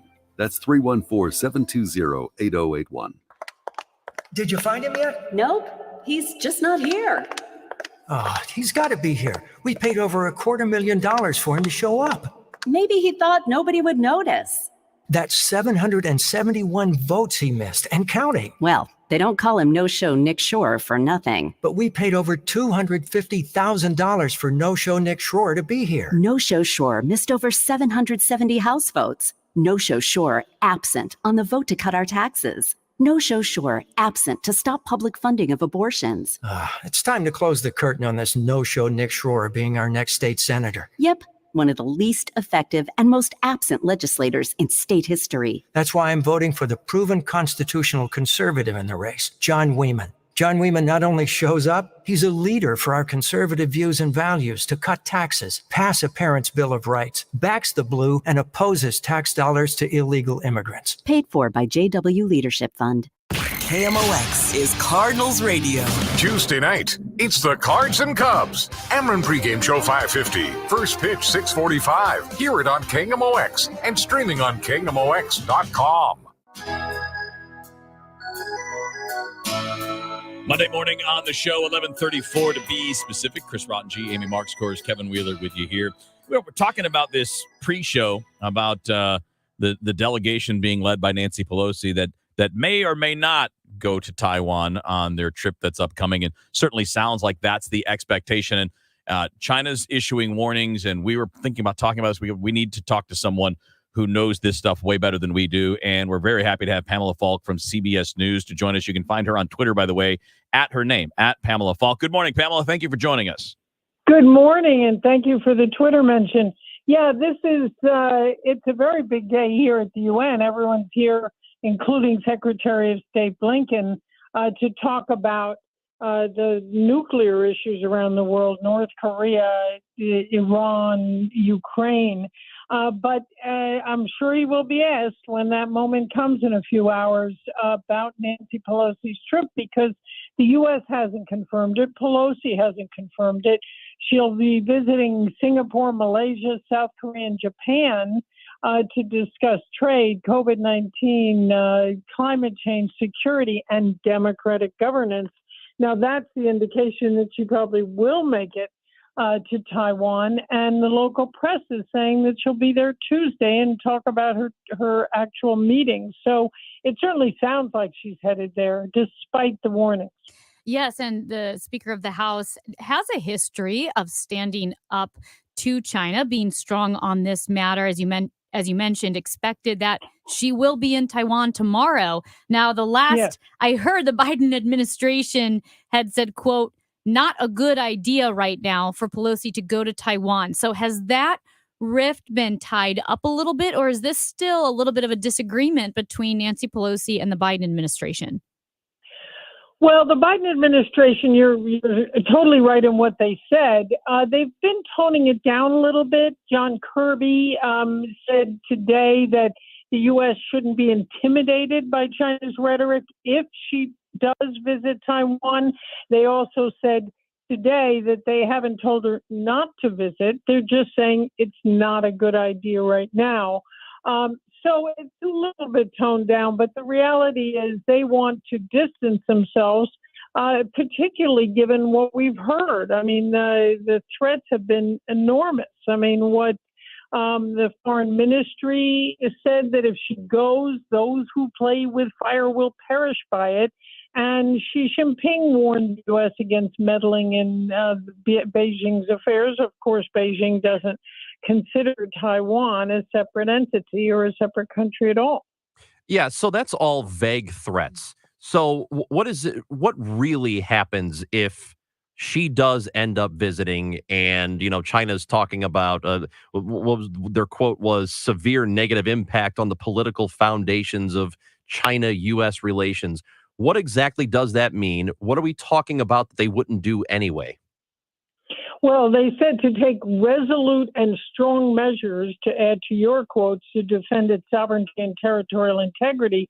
I would assume that there are a lot of things on the agenda for them to see how long she stays, what she says when she's there, how much of an impact that may have.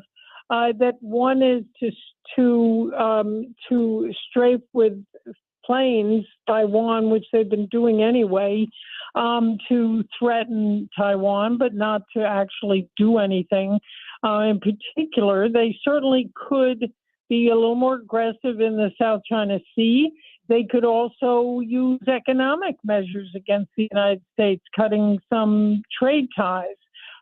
And cooperation that's been going on, even though China is in a more difficult position with the United States since they're siding with Russia on the Ukraine issue.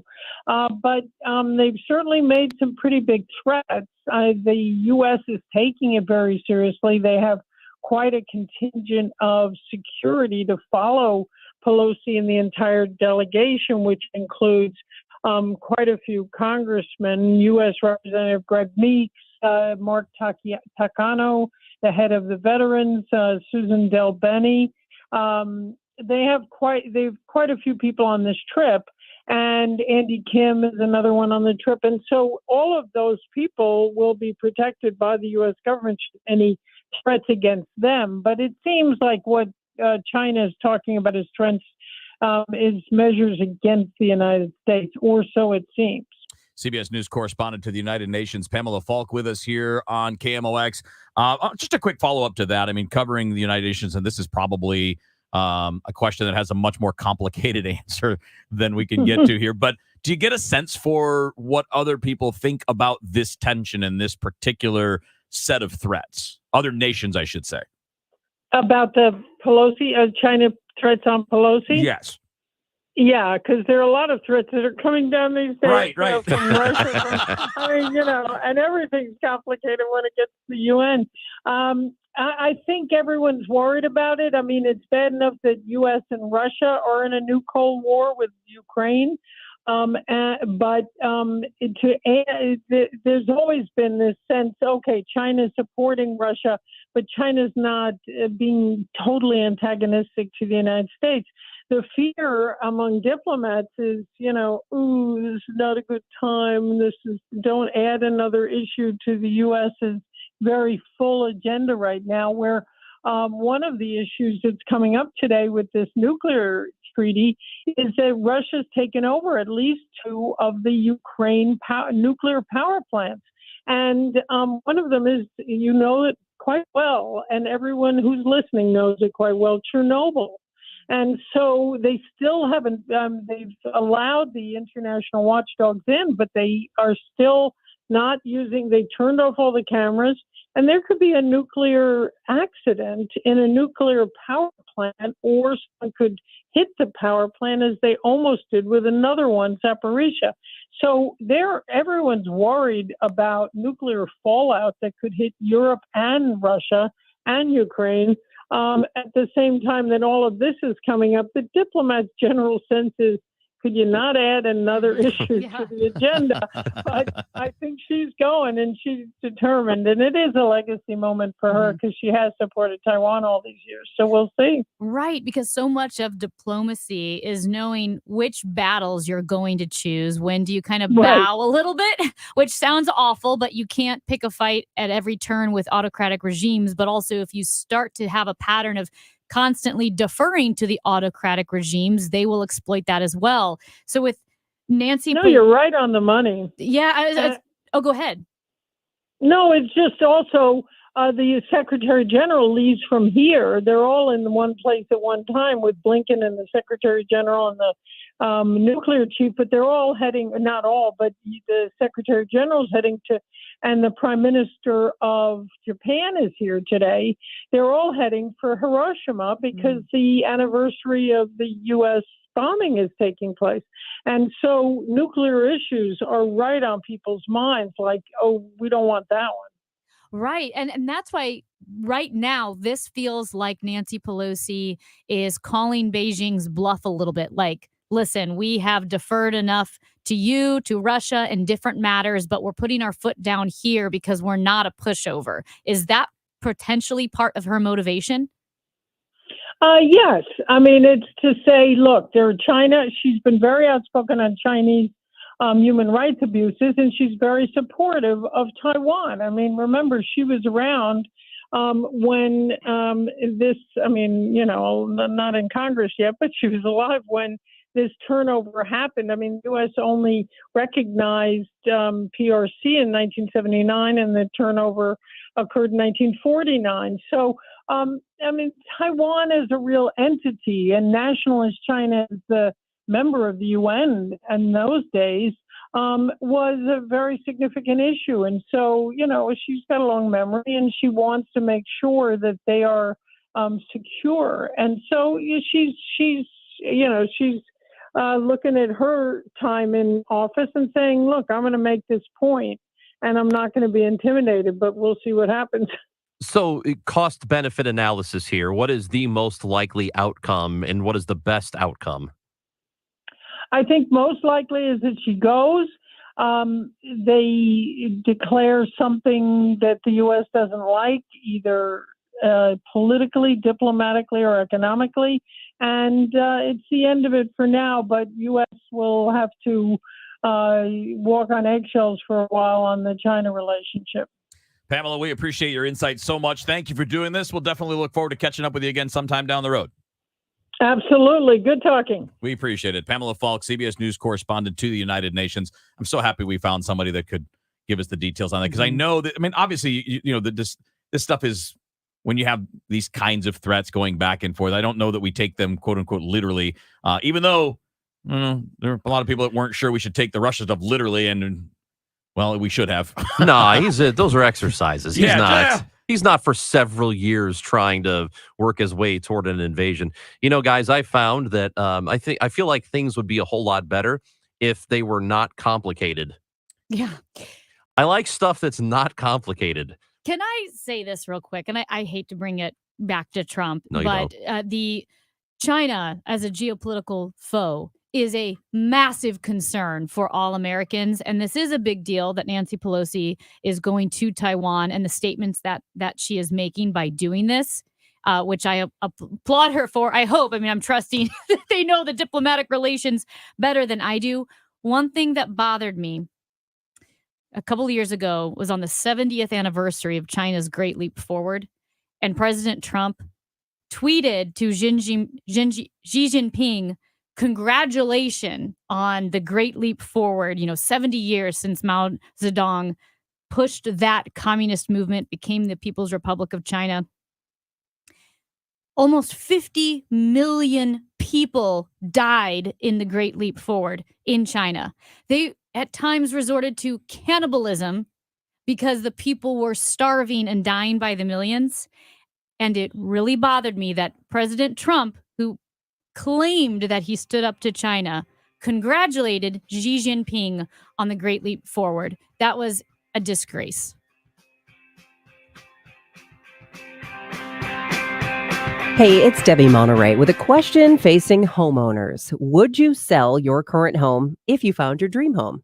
Well, of course you would. And that's why you need to call Gloria Liu with your home sold guaranteed realty. Gloria has a program that eliminates the worry of selling your current home and having to find your next home with inventory being so low. Gloria is expert at finding listed and unlisted homes that match your specific criteria. Let Gloria know exactly what you're looking for, and she'll find your dream home in the neighborhood of your choice. Once Gloria finds a homeowner who may consider a sale but hasn't put it on the market yet, Gloria will inspect that home, set up a private no obligation showing, and negotiate on your behalf at no charge if you want to make an offer.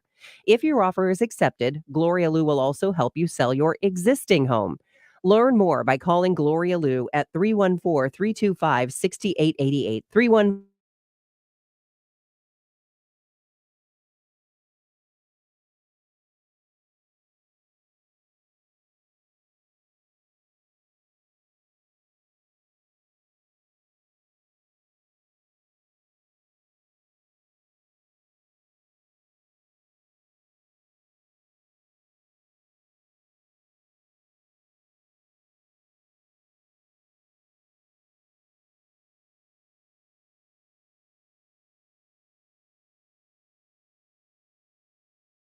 projects. Brown has already taken thousands of dollars from them. That's terrible. There's more. Ben Brown has repeatedly failed to pay his taxes on time and has paid as much as a year late. Well, surely that's it. Sadly, no. Bad Ben Brown has had multiple criminal offenses. He's been in fights, court disputes, and charged with other violations. Ben Brown is clearly the wrong choice for state senator. That's why I call him Bad Ben Brown. Paid for by the Right Direction PAC. Dan Schall is an Air Force veteran who took an oath to defend our Constitution. He is 100% pro-life and 100% pro-Second Amendment. In the Senate, Dan Schall will combat the Joe Biden inflation economy and get Missouri back on track. Conservative Dan Schall for a stronger economy, for a stronger Missouri. The Republican primary is August 2nd. The Missouri Chamber of Commerce and Industry is responsible for the content of this advertising. Paid for by Missouri Chamber of Commerce and Industry. Dan Meehan, CEO, 428 East Capitol, Jefferson City, Missouri, 65101. The homicide rate in St. Louis was the highest in the country last year. One leader has taken on St. Louis politicians for failing to do enough to stop lawlessness and violent crime spreading toward us. Our Jefferson County Executive, Dennis Gannon.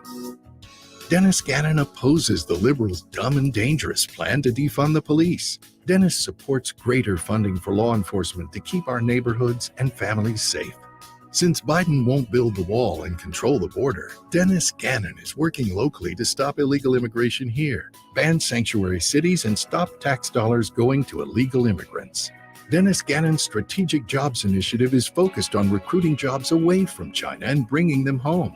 And Dennis Gannon's a leader in transforming Jefferson County's Port Authority into a massive trade center to create jobs here. Conservative Dennis Gannon for Jefferson County Executive. Right for our future. Paid for by Gannon for Jefferson County. For garage door repair, St. Louis calls the real Overhead Door Company of St. Louis. They're the ones with the red ribbon. They're the ones who've been here since 1926. Others try to copy the name, but they cannot match the level of service. The red ribbon means 94 years of trust and loyalty from St. Louis homeowners. Always look for the red ribbon. It means you've got the genuine, the original Overhead Door Company of St. Louis. Call 314-781-5200. Paul, I voted myself a pay raise wheeling. That's one high-flying, lobbyist-loving, vote-missing, swanky trip-taking state senator. And he just wants to drink more of that swamp water. Woo! An investigation found that Paul Whelan took more lobbyist gifts than all other Missouri lawmakers. He accepted over $23,000 in lobbyist gifts. Whelan even had special interest groups pay for his expensive trips to places like San Diego and Las Vegas. Maybe that's why Paul Whelan couldn't show up and do his job. He missed 141 votes in the state Senate. One vote he didn't miss. Whelan was one of just 2 lawmakers who voted to increase his taxpayer-funded salary. Now, he wants to keep ripping off taxpayers as Jefferson County executive. On August 2nd, stop the taxpayer abuse. Send Paul Whelan packing for a different kind of trip. Home. Vote no on Whelan for county executive. Paid for by Let's Go Brandon Pack. Chris Vass, treasurer. The show, sponsored by Straight Realty, your St. Louis area experts. Why pay more than 4? 314-441-4444. This is the show. The show continues on KMOX.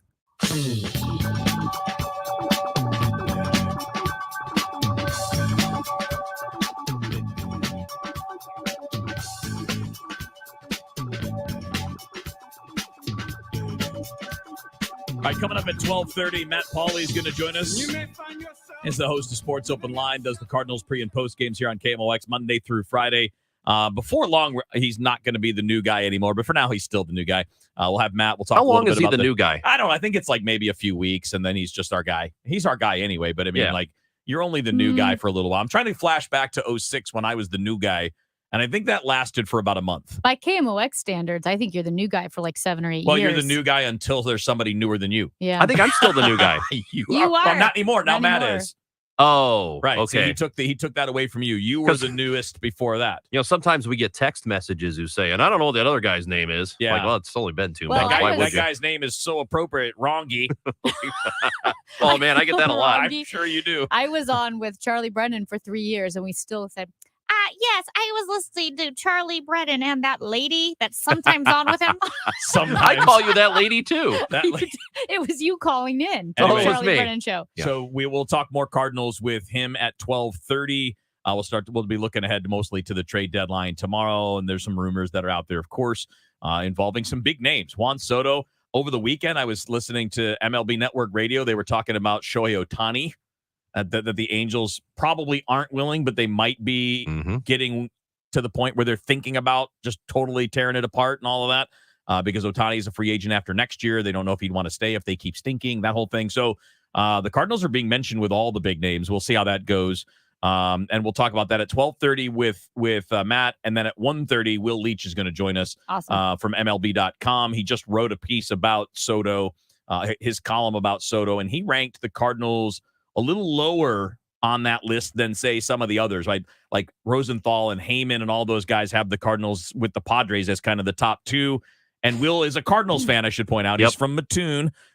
He's also the guy that originally founded Deadspin.com back when it was good, not now that it's terrible. Oh, it's so bad now. It's horrible. I haven't gone there in years because it's so horrible. But it was the big thing, like in its early days. It was really Deadspin was so great. Yeah. I loved that back website. then. Yeah, Now really it's- good. Now it's crappy. It's bad. Anyway, Will's going to join us at 1:30, so we'll get some more of that a little bit later on. Did you Can have I? something? Yeah. Can I say something that's going to make both of you mad? And I apologize in advance. It won't be anything new. Are you sure I'm going to be mad about it? Yeah, Okay. I'm pretty sure.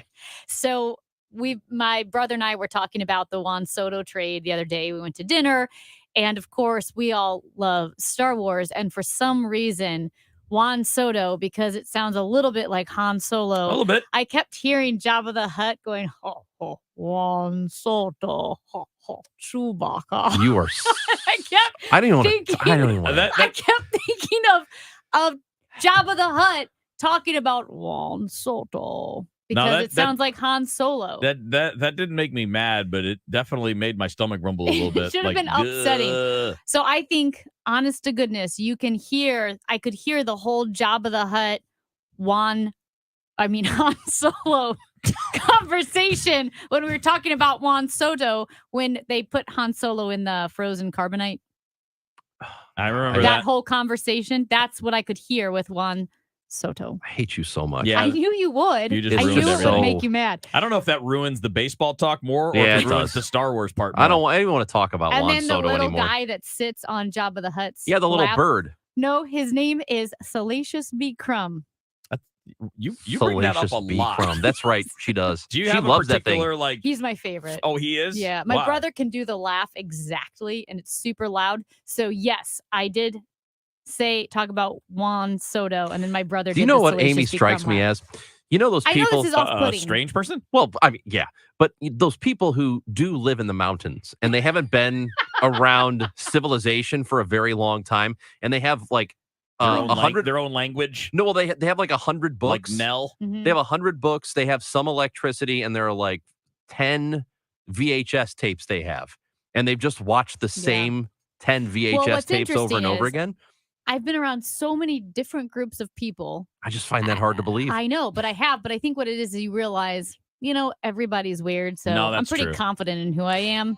And then I'm just myself. Guys, Janice on Facebook does not like all this sports talk. She wants us to stop talking about But the Cardinals. does Janice know that I tied in Star Wars? That she does to the not sports care. talk? She is done with us. Like the only person in St. Louis that doesn't like Cardinals talk. Oh, is by the right way, there's there. a poll, a Twitter poll at the show KMOX. We Uh-huh. want you to go vote. Yeah, I wonder who's winning, Cardinals or politics. We'll see. Take a guess. It's easy to think all money managers are pretty much the same, but at Fisher Investments, we're clearly different. Different? How? You sell high commission investment products, right? No, Fisher Investments doesn't sell any commission-based investment products. Well, you must earn commissions on trades. Nope, never at Fisher. We're a fiduciary, obligated to act in our client's best interest. It's the highest standard of care for a financial advisor. How do you know what's in their best interest? We get to know our clients and then tailor a portfolio based on their goals and needs. But you probably sneak in some hidden and layered fees. No, we have one transparent management fee, structured so we do better when our clients do better. Wow, you really do look out for your clients. That's because our top priority is helping them achieve a comfortable retirement. It might be why most of our clients come from other money managers. Visit FisherInvestments.com to find out why investors like you switch to us. Fisher Investments. Clearly different money management. Investments and securities involve the risk of loss. I'm back to doing what I love and more. Thanks to the Good Feet Store. Hi, this is Arnold, owner of the Good Feet store. Have you been suffering with foot pain, knee pain, low back pain, or plantar fasciitis? Maybe you've tried all kinds of remedies with no relief. It was terrible. I was in tears a lot. It hurt that bad. For 2 years, I was watching these commercials thinking, this can't be real. You're never going to find out if you don't try. So my legs and my feet do not hurt like they did before Good Feet. Call 314-317-9494 or visit one of our 2 locations on Olive, Catty Corner from TGI Fridays, or in Shiloh, Illinois, across from Deerbergs. Thanks to the Good Feet store. Individual results may vary. Consult your physician for medical conditions. Visit the website goodfeetstlewis.com. Come in and try the Good Feet feeling today. Comfort, energy, performance, and pain relief at the Good Feet store. KMOX, KEZK HD2, K254CR, St. Louis. The home of the Cardinals, KMOX. Always live on the free Odyssey app. Mike Carter wants to be our senator, but Carter is not even registered to vote in this district. Doesn't live here. But there's more. Carter ran 3 times as a Democrat, even for lieutenant governor on the Barack Obama ticket. The company he helps guide got an F rating from the Better Business Bureau due to thousands of customer complaints. And Carter was a never-Trumper who repeatedly attacked Trump. Millions in ads can't change the real liberal record of Mike Carter. The closer we look, the swampier Brian Spencer gets. Swampy Spencer voted to gut term limits for career politicians like himself so he could keep living off the taxpayers' dime. Swampy Spencer chose to protect rich special interests rather than save taxpayers hundreds of millions of dollars for investments in our roads and public buildings. Swampy Spencer even voted to let career politicians like himself keep getting free lobbyist gifts, tickets, and trips. Swampy Brian Spencer, just another frog in the swamp. Kingdom.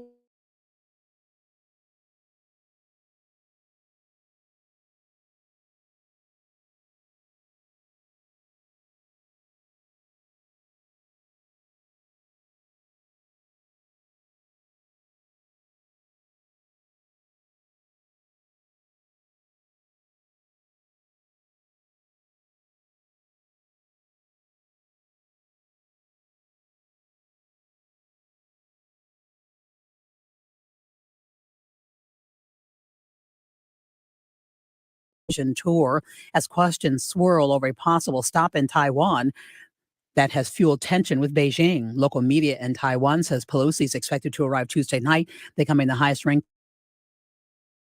5 years.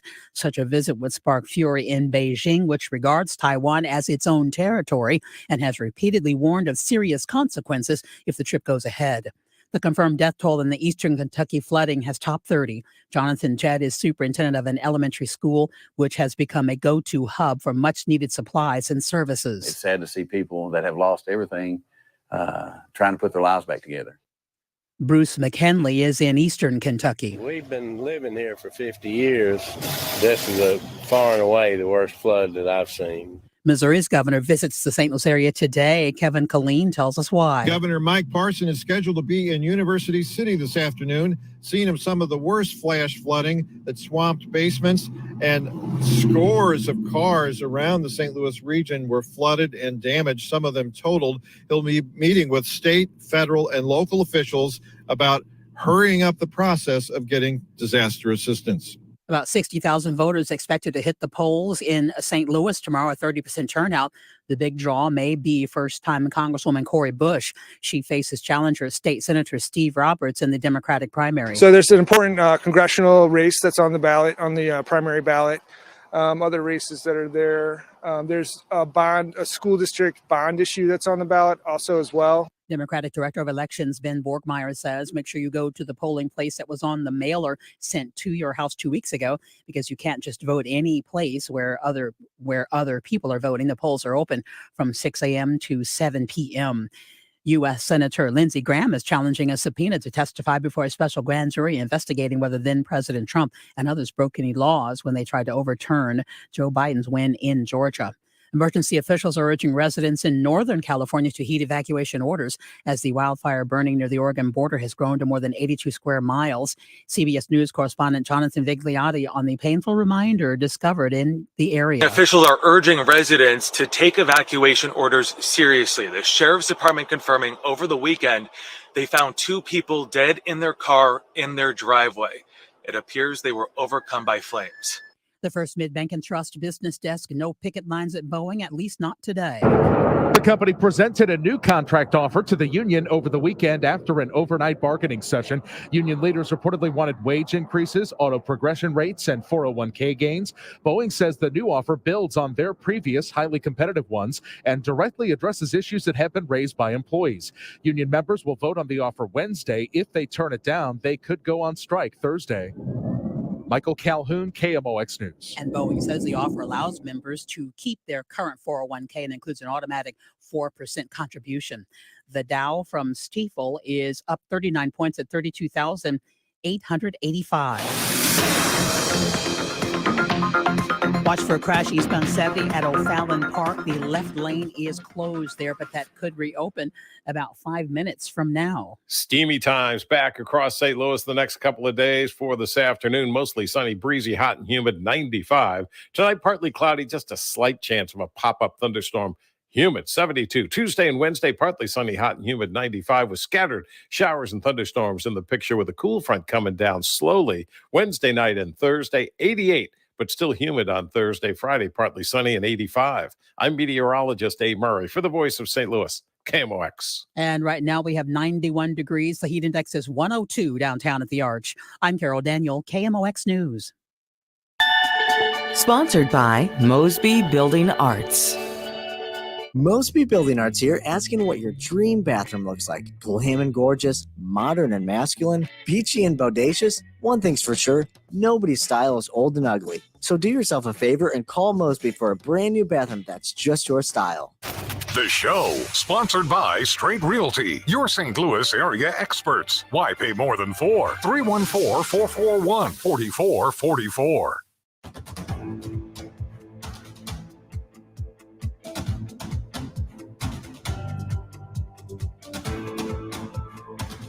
All right, midway through the show, that is the show, at the show KMOX on Twitter. We have a poll up right now that I just retweeted. And the question was simple because we've done it today, and this is, by the way, today and tomorrow. Not shocking because tomorrow is primary day. It's also the Major League Baseball trade deadline, and we are the home of the St. Louis Cardinals. Hence, you're getting a little bit of both over the, I shouldn't say a little bit, a lot of both over these next couple of days. So we posted the question on the show's Twitter account, at the show KMOX. St. Louis, with the trade deadline tomorrow and the election, both happening at the same time, which interests you more? Right now, we have 200 votes, and I just retweeted a little bit ago, and we'll retweet again so people see a little bit more of it. But right now, 85% say the trade deadline, which, by the way, I think fits a lot of people's moods, right? I mean, like, we're all sick of politics, especially since you've got this whole lead up to the primaries. And then once this is over, it's going to lead up right into the whole run up to November, because now it's about infighting. And then starting Wednesday, it's going to be about fighting between the two parties. It's going to be the back and forth there. Hopefully, they'll take a little break. Hopefully there's going to be a little rest stop in there, as opposed to it just like launching the day after and continuing all the way through the early part of November. Oh, Kevin. But anyway, the poll right now is heavily favoring the trade deadline as the more interesting of the two topics for St. Louisans at this stage. How much do you think it would change if it were 2024? And we're asking this question in November. I don't know. That's a good question. Like, let's just say the trade deadline and the presidential election could conceivably happen on the same day, which obviously it can't because the election happens in November, right?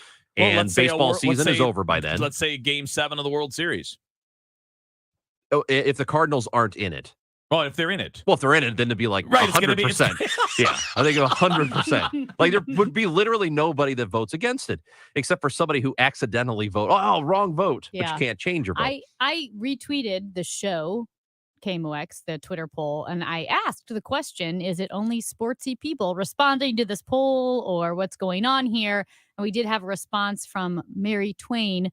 She said, politicians are mostly crooks and thieves. It doesn't matter who we vote for. Okay. So I think she's taking a cynical view. Hey, but listen, yes. I'm not going to lie. I'm not far off of that. No, that is definitely you. Kevin? I think this is your burner. Mary Twain is actually Kevin. That may be me. Yeah. Like, yeah, they're all crooks and liars. Yeah. I mean, I allow for the possibility that somebody is not either or both of those things.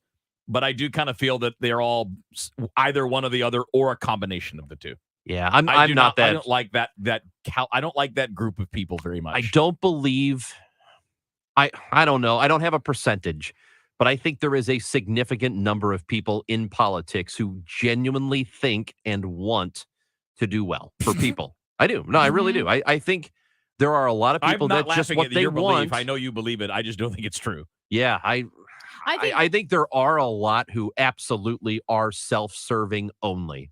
Mm-hmm. And way too many of them are very prominent members of Congress. But it's not just the binary of people who are self-serving or crooked in politics. And there's those some who are great. overlap, too. Well, there's an overlap, but I also think there's an evolution. We talked to Hancock and Kelly about this, and it goes back to the old axiom that power corrupts.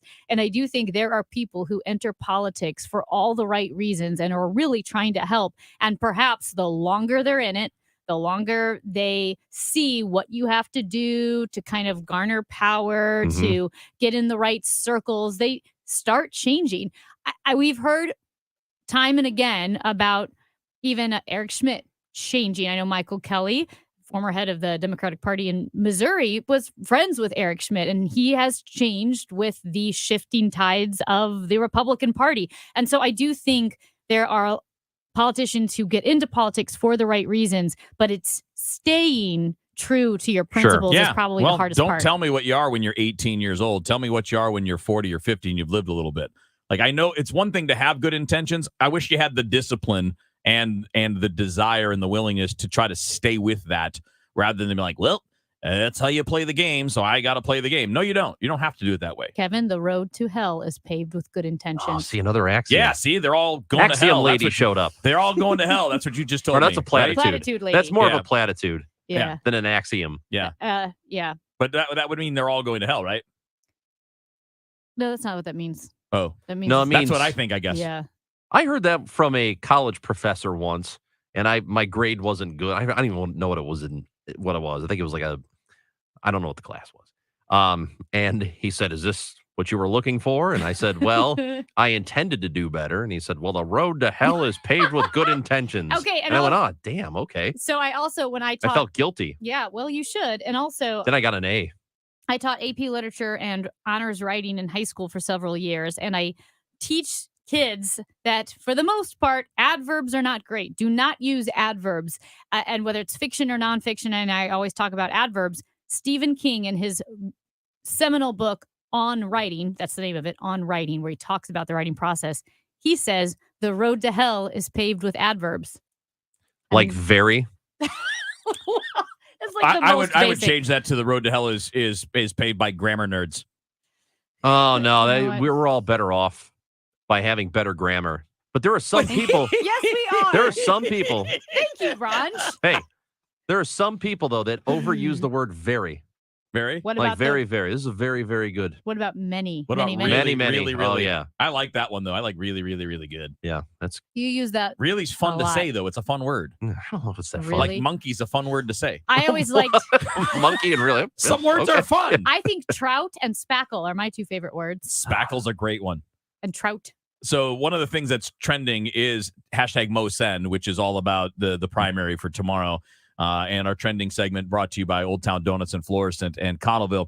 And then I'm seeing our text line. We're talking about all these high level political issues. Mhm. We got a few people chiming in on this. One of them says it certainly appears the quote leadership has lost their sense of service. I would tend to agree with that. I think that, and that's probably one of my biggest complaints is it's supposed to be a service. You're supposed to be serving your country, your county, your state, your city, whatever. You're supposed to be serving people, but that's not the way it's positioned. It's almost positioning you as nobility now, the way that you're kind of raised up and separated from the people that you represent. And that's one of the things that I resent about the current state of things is that it's becoming, once they're on the team, so to speak, once they're in the club, being in the club and staying in the club matters more than doing what the original job is, which is to represent me and you and your neighbors. So this is why I appreciate people like Liz Cheney, who is as a result of her actions over the last several months being part of the January 6th commission or committee, she is going to lose her job. She's going to lose. She's going to lose. She's going to get primaried and by a lot. Yeah, bigly. Yes, but she's sticking to this. And this is somebody who is a lifelong conservative. Her family is like conservative royalty. Right. It's not like we're talking about somebody here who just came out of nowhere and was a Democrat and decided to shift over to the Republican side just to stay in power or whatever. This is a conservative person. That would be Josh Hawley. That would be Josh Hawley. I appreciate somebody who's willing to sacrifice and say, I'm doing this thing because I believe in it. And if it costs me my job, it costs me my job. Same thing with Kinzinger. Well, he was going to quit anyway, but I appreciate he's also conservative. Like his voting record is not in line with what I would do as a progressive, but he's still sticking with this. I appreciate people who are like, I might lose my position in Congress, but I'm doing this because it's right. Yeah. Something else that we did talk about earlier in the show, we spoke with Pamela Falk of CBS News because it is I don't want to say rumored, somewhere between a rumor and a report that Nancy Pelosi will be visiting Taiwan I believe tomorrow. Taiwan kind of let it out of the bag. I know they did, but Pelosi's camp hasn't confirmed yet, but that is what is believed to happen tomorrow. Pelosi will be in Taiwan. She will be the first Speaker of the House to visit Taiwan in over 25 years. So it was Newt. It was interesting. Newt. Was it Newt? It was Newt. Who went last 25 years ago? I fully understand criticism of Nancy Pelosi. Like I'm not absolutely. I'm not like a fan. I think Dude, you know where she deserves she's a big part of the problem. Sidebar where she deserves a lot of criticism is her position on people in Congress able to own and buy stocks. That would be one of the many. That is a in my book. huge. I think none of them should be allowed to buy individual stocks. But None of them. We got a text, I think, that kind of misses how this works, and that's why I wanted to bring it up. It says Speaker Pelosi needs to focus on America's problems and stop trying to needlessly stir up international tensions. Part of the job working in our government is dealing with other governments. That's right. And you have relationships, partnerships, you have trade deals, you have all of these things. You do have to be concerned with some of that. I don't think anybody's like, you know what? I just want to stir up some trouble. Yeah, I don't know this texter's political affiliation, but this is something will be interesting. I know we have the primaries tomorrow, but in November, if we see a Republican sweep, which is what the numbers are showing. That's what Vegas says. The GOP has moved so far into populism and its correlative isolationism, we might see a Republican House and Senate that's softer on Russia than the Democratic peers would be. That's something I have never seen, that when you're looking at the historic hawkishness of the Conservative Party, you might actually see a Republican Party that is weaker on Russia and China than Democrats. Which, if you're a Republican voter, that should make you, if you have any kind of critical thinking, it should make you go, wait a minute. That's wrong. But they won't. Got a Redbird report coming up at 12:30. We're going to talk about some border security when we come back here on the show. Baseball's trade deadline is tomorrow. What direction will John Mozeliak and the Cardinals front office go to help the Redbirds for the stretch run? For the latest Cardinals news and information, it's News Radio KMOX and KMOX.com. Whenever I mention Reinhold Electric, I always mention you will get a live person to answer the phone anytime, 24 hours a day at Reinhold Electric when you have an emergency. Little story. A car hit a utility pole in North County, caused major damage. The customer, who was a business, was out of power. They called the 24-hour answering service, dispatching a crew with a big enough Reinhold-owned generator to power the entire business. Now, they were able to use their contacts with the utility company, the local jurisdiction, their local suppliers to get this business up and running with minimal downtime. Directional boring was also needed. Reinhold facilitated that to rebuild the service. This project in normal time would take about 6 weeks to complete. Reinhold Electric did it in 3 days. This is what they excel at. Anytime you have an electrical emergency, know that you can call Reinhold Electric 24 hours a day at 314-631-1158. That's 314-631-1158. Online at ReinholdElectric.com. Tell them Bo sent you. If you owe the IRS, you have a legal issue, and you need the Lance Drury Law Firm. We'll protect your rights. Log on at LanceDruryLaw.com. In the Republican primary for U.S. Senate, Missourians have one clear conservative choice: Congresswoman Vicky Hartzler. Promoting and protecting Missouri values, she's a leading advocate for our veterans, ensuring that those who have served our nation have access to the best possible care. Vicky Hartzler has fought for our rural hospitals, and she's continuously pushed to have essential medication available for those in need. For our safety and security, Vicky Hartzler has led the effort to bring medicine production back to the United States. Vicky Hartzler, a proven fighter with a record of getting things done. Missouri has the chance to elect a true leader with a servant's heart. On August 2nd, vote for Vicky Hartzler for U.S. Senate. This message paid for by the American Society of Anesthesiologists PAC, which is responsible for the content of this advertising. ASAHQ.org, not authorized by any candidate or candidates committee. Celebrate the 40th anniversary of the 1982 World Champions with the Cardinals and Heartland Coca-Cola. Saturday, August 13th. 25,000 fans, ages 16 and older, receive a 1982 Final Out bobblehead presented by Coca-Cola and Schnucks. This double bobble features the iconic moment in Cardinals history when Bruce Sutter and Darryl Porter celebrate the last out of Game 7. Get your tickets at cardinals.com/promotions. Sunday, August 14th is Donate Life Day at the ballpark, presented by Mid-America Transplant. That day, the Cardinals host the Brewers, and fans who purchase a special theme ticket will receive an exclusive Cardinals cap supporting organ and tissue donation. A portion of each ticket will be donated back to support Mid-America Transplant. That's Sunday, August 14th, Donate Life Day at the ballpark. For more information or to purchase tickets, visit cardinals.com/theme. I'm not a weather guy, but I'm thinking we're going to have another hot month coming up here in July. Remember, like I said last month, if your air conditioner breaks and you do need to replace it, call me for a second opinion or even a price. You won't regret it. I won't waste your time. But if you don't call me, remember this. Do not take the cost of energy as it is right now and base it into your decision that you need an extremely high efficient air conditioner. I can assure you, as I speak right now, you will be wasting your money. You will not get a return on your investment. So don't panic. Call me, Bart Inman, Missouri and Illinois. The easiest number, and it's only one number, and there's only one Bart Inman, Missouri and Illinois, 314-293-2600. That's Bart Inman, 314-293-2600, or Bart Inman, that's Bart with a B, Inman with an I.com. Hi, this is Steve Butts at the Crawford Butts Insurance Agency. This year marks our 60th anniversary serving our clients and friends, a tribute to our founder and my dad, Norbert Butts.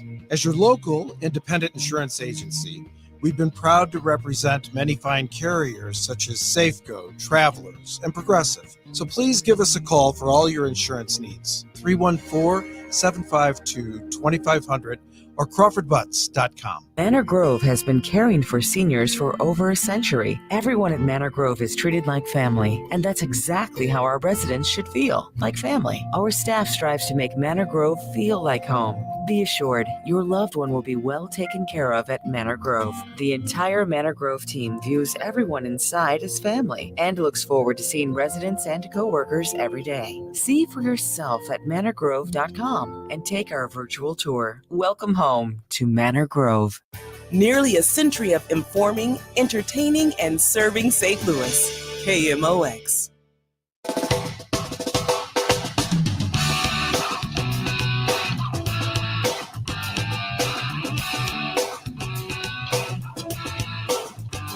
It's Monday on the show. It's 12:22 to be specific. Chris Ranji, Amy Mark, Scores, Kevin Wheeler with you here. You can always join us on the text line, 314-436-7900.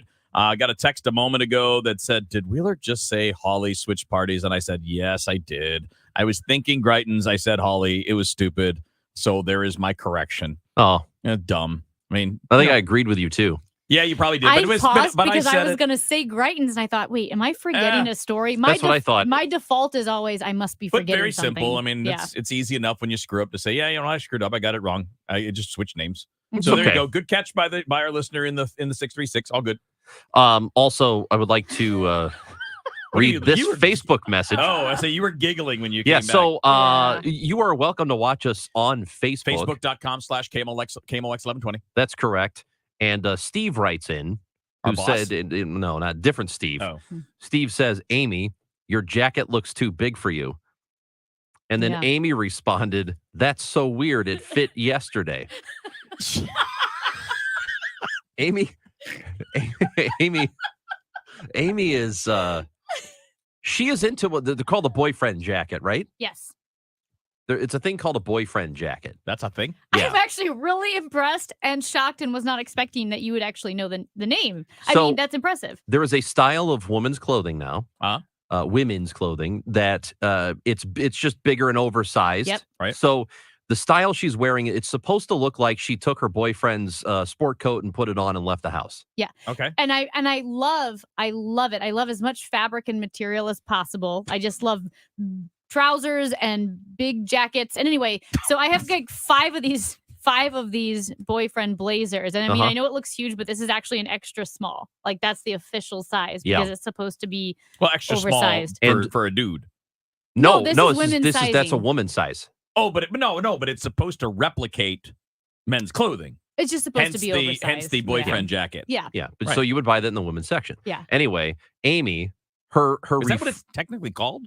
Like, is that what the label says? Like boyfriend jacket? In the style, yeah. If it can be called oversized blazer, but it's also called a boyfriend jacket. Like you can buy boyfriend jeans, and they're just big baggy jeans. I have never heard either of those things before in my life. Yeah, it's a new fashion thing. It's the same idea as mom jeans, only this is boyfriend jeans or boyfriend blazers. And there's like, I mean, I'm probably wearing dad jeans.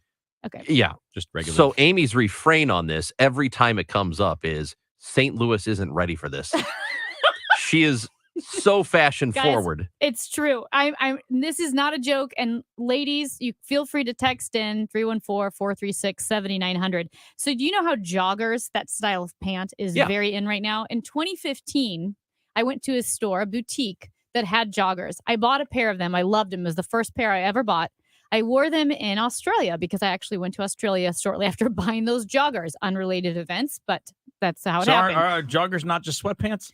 They're a little tighter, at the bottom. They're tighter. They're tapered, but they're not sweatpant material. They're shaped like a sweatpant material, a sweatpant jogger, but they're nicer material. You can wear them to So you work. wouldn't wear them to jog? No, not these pants. Okay. So I wore them So to they're Australia, and I got a ton. inappropriately named. Well, no, that's what they're styled after. So Okay. I wore them in Australia and got a ton of compliments. And I went back to the store, I don't know, months later and told her I loved these joggers. And she said, quote, "You are the only one who bought them.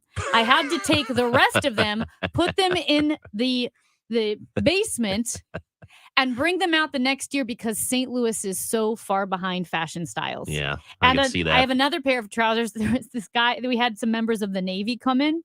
And they were doing, a Goodwill tour. They came to KMOX. They played some music. It was the Navy band. And I had a pair of these trousers on that were, again, St. Louis isn't ready for. Everyone would say, "Oh, your trousers are too big." And he goes, "This is going to sound..." Nobody would say trousers. They wouldn't. They would just say your pants are too But big. the guy in the Navy said, "I'm going to ask you something." He goes, "It's going to sound really weird, so I apologize." He goes, "But did you buy those in Japan?" He goes, "We were stationed in Japan, and the only place I've seen these pants are in Tokyo. Like they're really big with women. I haven't seen them in the United States." And I said, "No, but I did buy them at a store that only they're online. They have a store in LA and a store in Paris. And those are the only two brick and mortar stores because it takes a while for the fashions to hit the Midwest." Yeah, I think it does. I mean, maybe Chicago is still Midwest, but they get it too. There's a lot of fashion up there. I'm what you call 1995 sports guy fashion. Yeah. You are what we're talking about. Kevin's fashion is cover the nipples. That's it. Well, some just other make things, sure too. and the bottom part You too. take that for himself. For himself. Yeah, it's okay. Just cover the nipples. More material, as Amy says. When you hear Debbie Monterey. I'm Megan Lynch. I'm Tom Ackerman, you know you're listening to Total Information AM. That's where I get my news. Traffic reports, weather, Sports. At 8, it's Total Information AM expanded. Carol Daniel and Tom Ackerman with you. More news, information, plus in-depth story analysis. It gives me more information. Total Information AM 5 till 8. Total Information AM expanded 8 till 10. The thing that you need in the morning, when you first wake up. On 98.7 FM, 1120 AM, and streaming on the Odyssey app. Did you find him yet? Nope. He's just not here. Oh, he's got to be here. We paid over $250,000 for him to show up. Maybe he thought nobody would notice. That's 771 votes he missed and counting. Well, they don't call him No-Show Nick Shore for nothing. But we paid over $250,000 for No-Show Nick Shore to be here. No-Show Shore missed over 770 House votes. No-Show Shore absent on the vote to cut our taxes. No-Show Shore absent to stop public funding of abortions. It's time to close the curtain on this No-Show Nick Shore being our next state senator. Yep, one of the least effective and most absent legislators in state history. That's why I'm voting for the proven constitutional conservative in the race, John Wieman. John Weeman not only shows up, he's a leader for our conservative views and values to cut taxes, pass a parent's Bill of Rights, backs the blue, and opposes tax dollars to illegal immigrants. Paid for by JW Leadership Fund. Those who've built their own financial success know that moving forward requires not just the right tools, but an in-depth knowledge of how to use them. That's why Edelman Financial Engines gives you a dedicated wealth planner supported by a team of experts. We know a modern wealth planning relationship demands human insight powered by advanced technology. Our advice is tailor-made for your personal goals, and our investment management approach is based on Nobel Prize-winning research.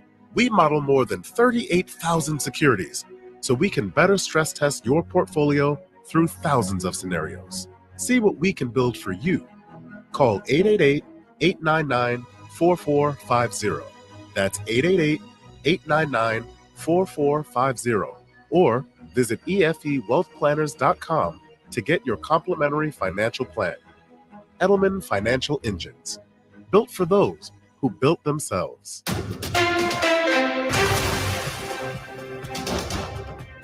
At 12:30, we have sunny skies, 92 degrees. It feels like 103 downtown at the Arch. Heat advisory going into effect at 1 o'clock. The Michigan Court of Appeals has just ruled that county prosecutors can enforce the state's 91-year-old ban on abortion, paving the way for abortion to become illegal in parts of the state. 7 Democratic prosecutors in 13 counties with abortion clinics have already said they will not charge abortion providers, but Republican prosecutors in Kent and Jackson counties in Michigan have previously said they will. Kentucky Governor Andy Beshear says hundreds remain unaccounted for in the aftermath of historic flooding last week. More rain and severe storms are in the forecast today across the hills and mountains of eastern Kentucky. The Urban League of Metropolitan St. Louis is providing hotels, mortgage, and rental assistance to area residents displaced by the massive flash flooding. President and CEO Michael McMillan tells KMOX the need is enormous and says it's especially difficult for people on fixed incomes, those barely making it as it is. The Urban League's budget is stretched and they are in need of donations. You can help by going to ulstl.com. It's floating right out in the middle of these farm fields. This is being dragged downstream from this farm. Do you remember the Great Flood of 1993? Roger Brand does. He was in Jetcopter 1 29 years ago today, updating KMOX listeners with the latest flood reports. The flooding in 93 was caused by excessive snowmelt from a heavy snowfall that winter and spring rains up from north of us. So it was the rising rivers that were coming downstream. Roger Brand says the 93 flood garnered international attention. Reporters from Japan and elsewhere climbed into the helicopter with him to report back to their countries. There's a crash eastbound 70 at O'Fallon Park. The left lane is closed there. And a crash westbound 70 at the Missouri River. That should be cleared out by now. The KMOX forecast, sponsored by Penn Mutual Life Insurance Company. Time's always changing, but Penn Mutual stands the test of time. The 175-year young mutual company leading the way in life insurance. Ask your independent advisor. Go to pennmutual.com/STL. That heat advisory goes into effect at 1 and continues through Wednesday at 8. Look for a high this afternoon of 96 degrees. Right now we have 92 degrees. It feels like 103 downtown at the Arch. I'm Carol Daniel. All the news you need for your day is on the free Odyssey app. Download it now.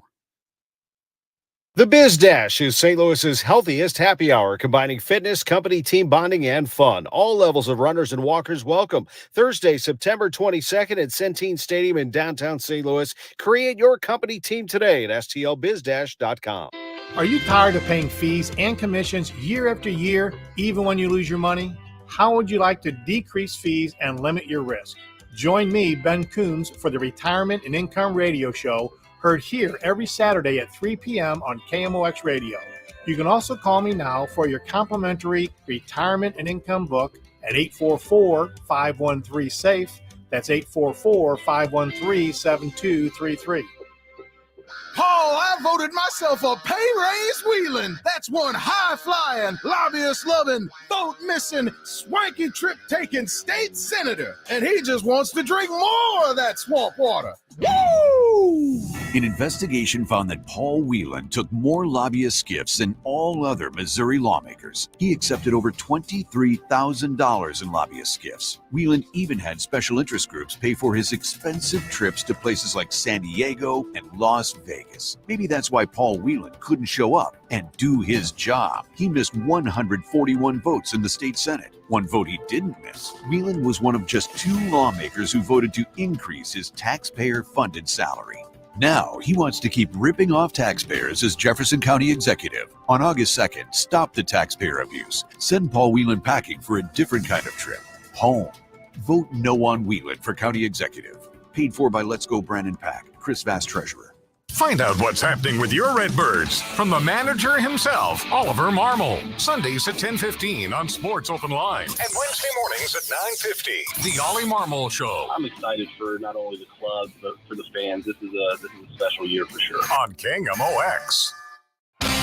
The pitch by Waino. Albert is hit high and deep. A home run for Harrison Bader. Yadier Molina has homered. Double play. It's a big fly for Albert Pujols. A home run in the first inning for Goldie. This is the Redbirds Report. All right, time for a Redbird Report. A lot going on. So here's kind of just to set the scene for you coming into today. The Cardinals are 3 games behind the Milwaukee Brewers. The deadline is tomorrow. So they're 3 games behind Milwaukee for first place in the Central Division, 1 game behind Philadelphia for the 3rd wild card spot in the National League. Trade deadline is 5:00 coming up tomorrow. And of course, the Brewers have already struck. They just made a big deal in case anybody's curious about it. And it's an interesting one because they traded away Josh Hader. So they traded away one of the best closers in the game to the San Diego Padres. In return, they got another left-handed reliever. He's the closer for the Padres, Taylor Rogers, but he's clearly a step down from Josh Hader. But I'm guessing that Rogers goes into a setup role and Devin Williams closes because Devin Williams is really good. He's basically the most St. Louis and Devin Williams, by the way, basically the most dominant reliever in the game at the moment. For the last couple of months, I don't think anybody's been better. But they got Taylor Rogers, a right-hander, Dinelson Lamet, who not long ago was like a young rising star, but has had some arm problems and he's been moved to the pen. But he's kind of a lottery ticket, I guess. The Padres' 7th best prospect, left-handed pitcher, and then another outfield prospect were also sent to Milwaukee. So Milwaukee, according to Jeff Passan, has traded away Josh Hader to the San Diego Padres. So that's the news. I think there's one other thing to keep in mind here because you might be looking at that as a fan and wondering, okay, well, how does that affect the Padres' ability to go get Juan Soto? That was my question. Yeah. So that's kind of the question here. They did not give up what they believe are their absolute best prospects. No. Gasser's number 7, and he was the only guy ranked in their top 20 that was involved in the deal. C.J. Abrams, Robert Hassel, James Wood, Jackson Merrill. They still have all those guys, and those are names that most people around here don't know, but they are the Padres' top prospects, which means they've got the assets to make a move for Soto if they wish. If anything, my argument would be that acquiring Hader makes the Padres even more likely to go all in on someone like Soto. Because they're making a push. They're trying to get something done here in between this year, next year, and the year after, because I think Hader is a free agent after next year. So, they're pushing their chips in, I guess is what I'm saying. And I've thought all along that they're typically in a more aggressive mode right now. Although some of the stuff I've heard Mo allude to here lately kind of makes me think that they're more curious than they have been in the past. In part because what they like is control. What they like is opportunity. Right. And Mo talked a bit about this. I heard him talk about it with Tom Ackerman on Sports on the Sunday. I know he's discussed it a little bit in Derek Gould's piece too, that, these things aren't normal. Like Soto being available is not a normal thing. At the age of 23. Right. But even at age of 30, a guy with 2 years of control beyond this year who's that caliber of player, these aren't normal. And Mo talks a lot about opportunity. So I wouldn't write it off. I still think San Diego's the favorite, but it seems like the Cardinals are really into a lot of things. There was Jim Bowden from MLB Network Radio mentioned that he thinks that the Cardinals are willing to move Dylan Carlson and Nolan Gorman as part of a deal for Juan Soto. I mean, I'd do it. Yeah, me too. And I like both of those guys. Even if you're not signing Soto long term, even if it's just for 2 years, I mean, those guys are excellent. Soto is the elite of the elite. He's one of the 2 or 3 best hitters in the sport. And I would not. Here's the thing: if they do trade for him, I would not necessarily rule out the possibility that in a year and a half or 2 years they do work out something long term with him.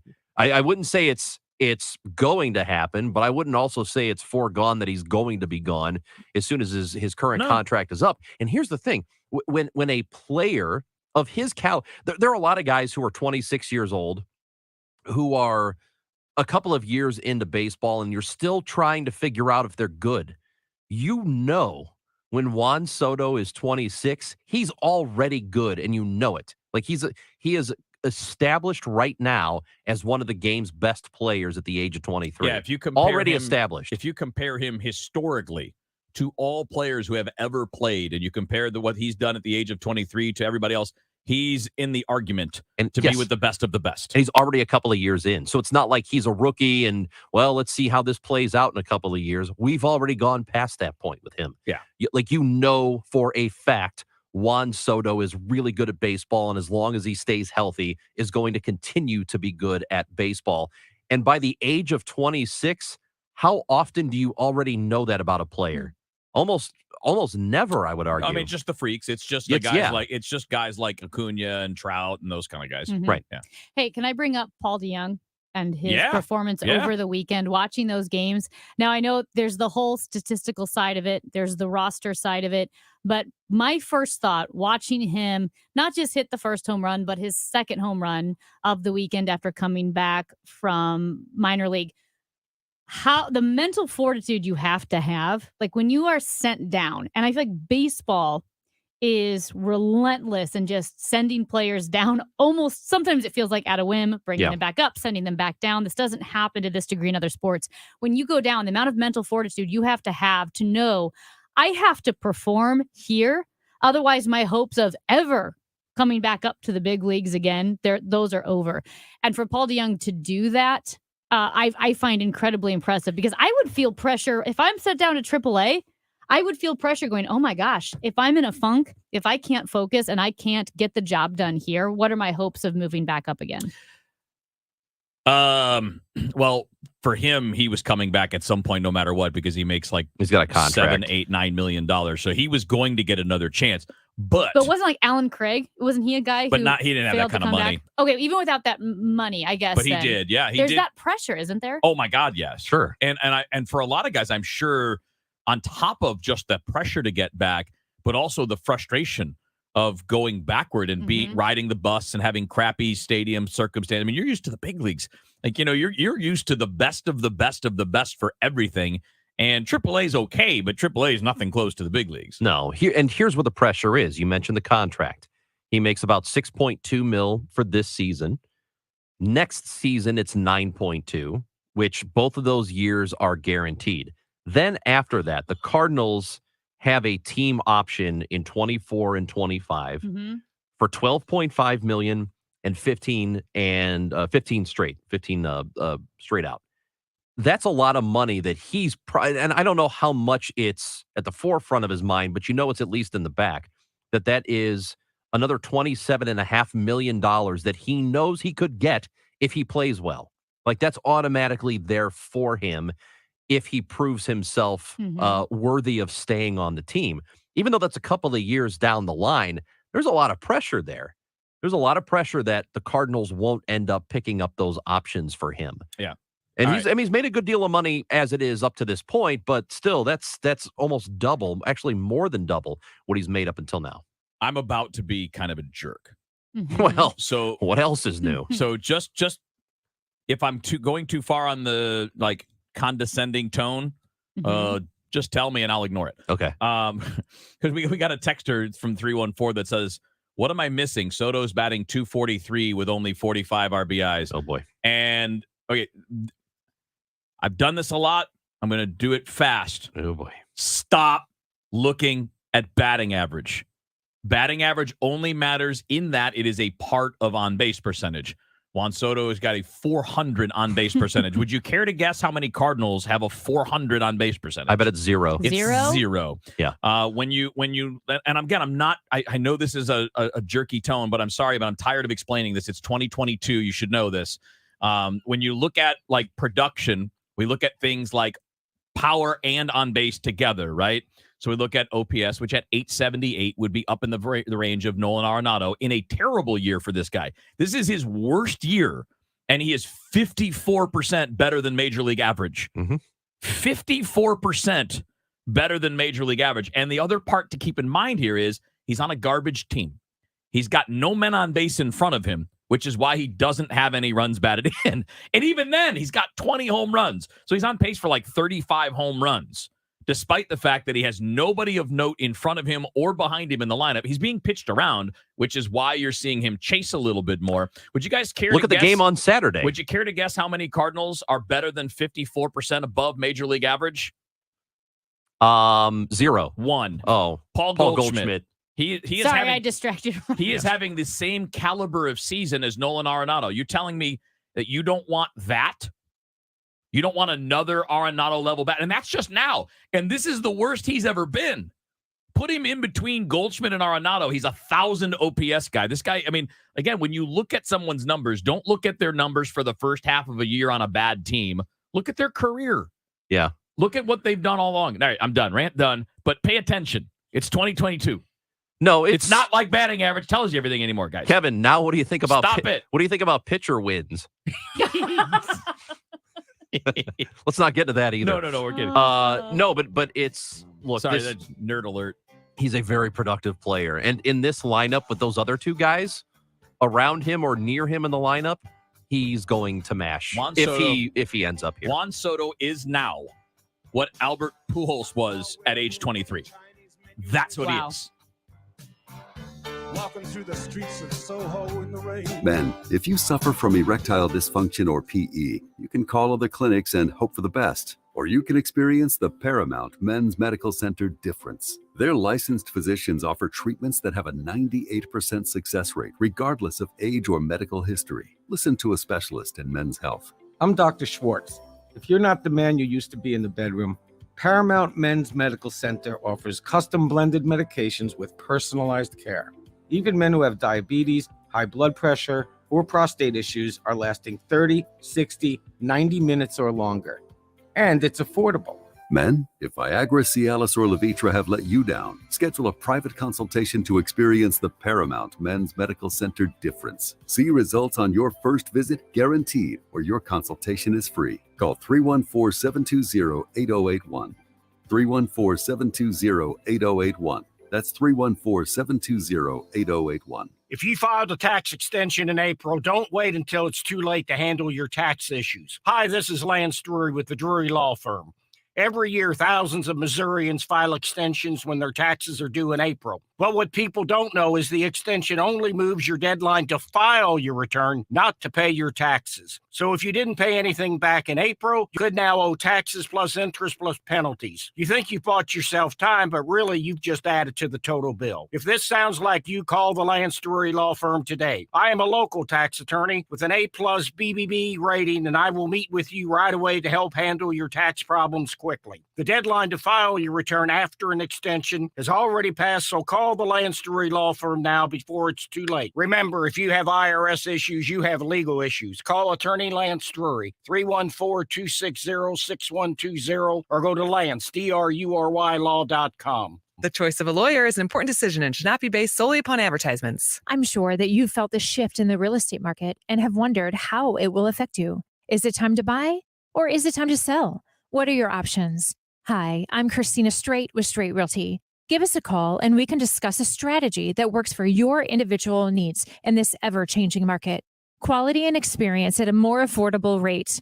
Why pay more than 4? 314-441-4444. 314-441-4444. Free Realty is a licensed broker in the state of Missouri. Transform your home into the most beautiful home in your neighborhood with Banner Construction, St. Louis's premier James Hardy and Pella window expert. Add curb appeal and value to your home by calling Banner Construction 314-569-1050. The homicide rate in St. Louis was the highest in the country last year.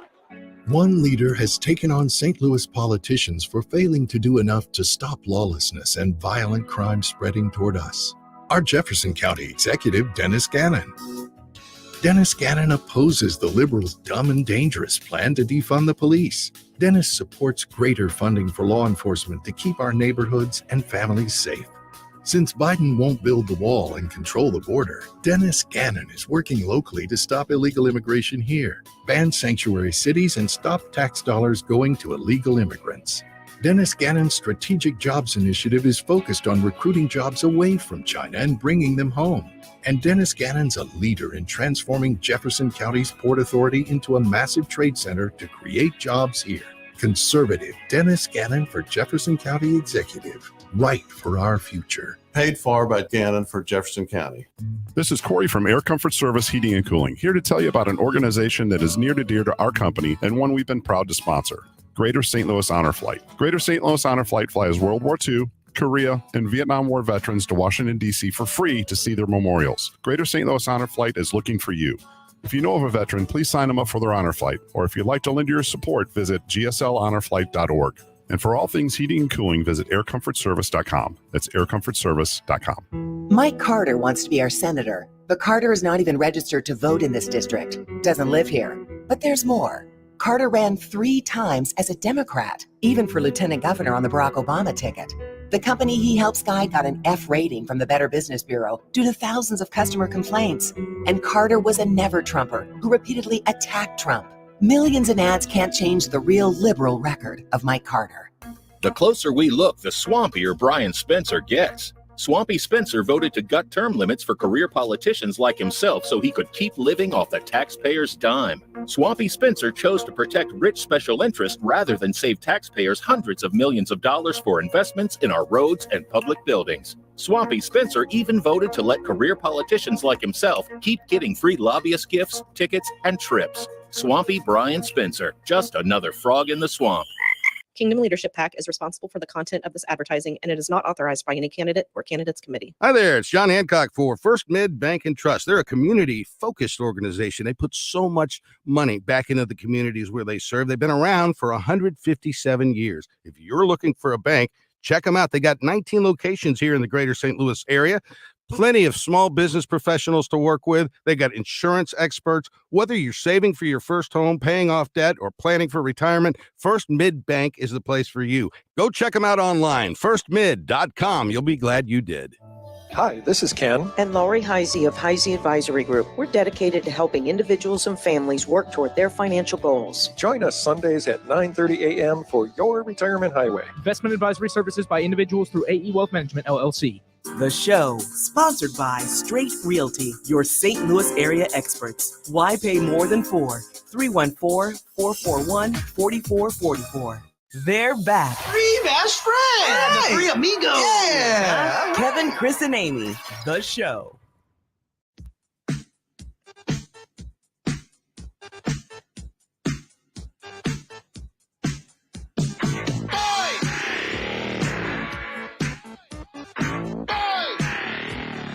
You know, one thing we didn't get to earlier, and I know this is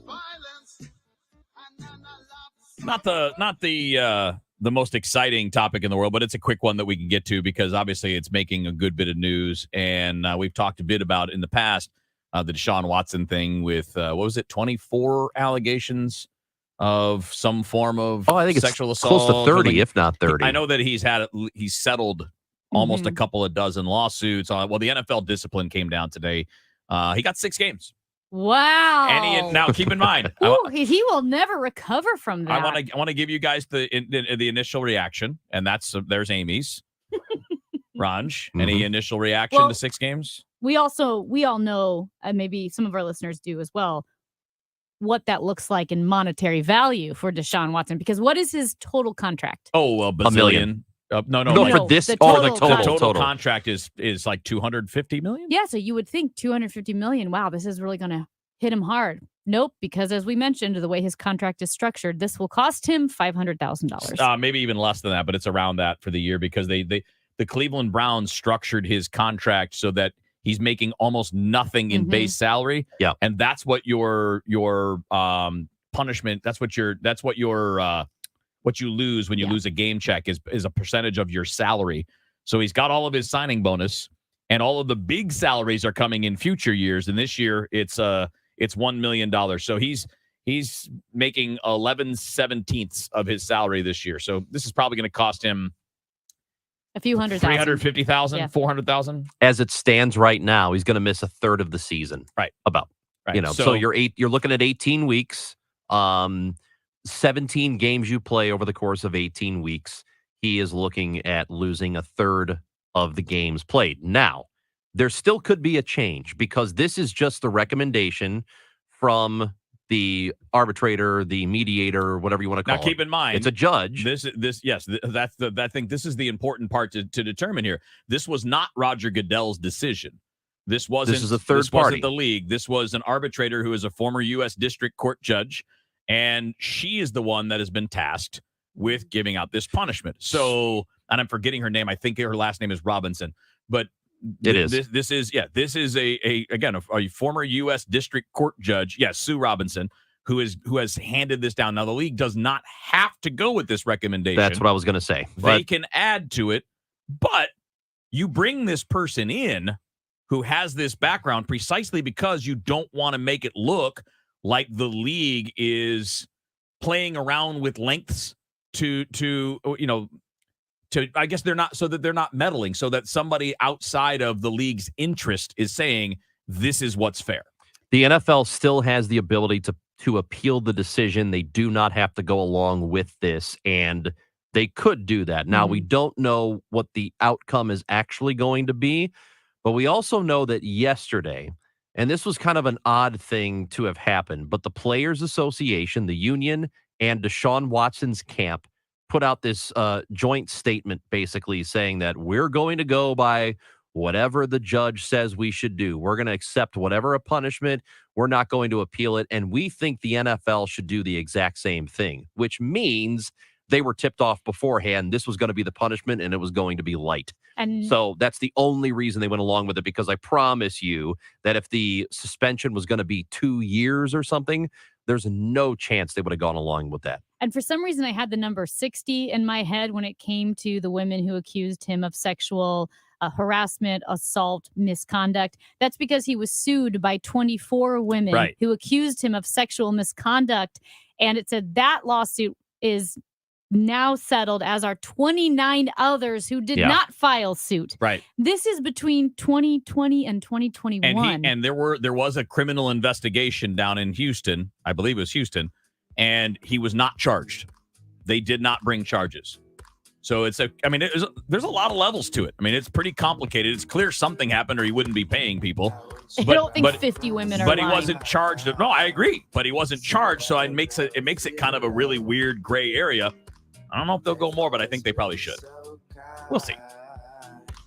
The Wall Street Journal reported that home equity is at record levels. And while home values continue to soar, rising interest rates make it harder than ever to unlock equity. But what if you could cash out your home's equity right now while it's still sky high and not have to move? You can with Truehold.com. Truehold will buy your home for full cash value. Best of all, you get to bank all the cash now and continue living in your home. And Truehold covers all property taxes, insurance, repairs, and maintenance too. Let's review. Truehold pays your home's full value in cash fast. Use your cash to do everything you've dreamed of, like travel or pay off debt. Call 855-300-9993 or visit Truehold.com for the smarter, faster way to cash out your home's full value without having to move. 1-855-300-9993. 1-855-300-9993 or go to Truehold.com.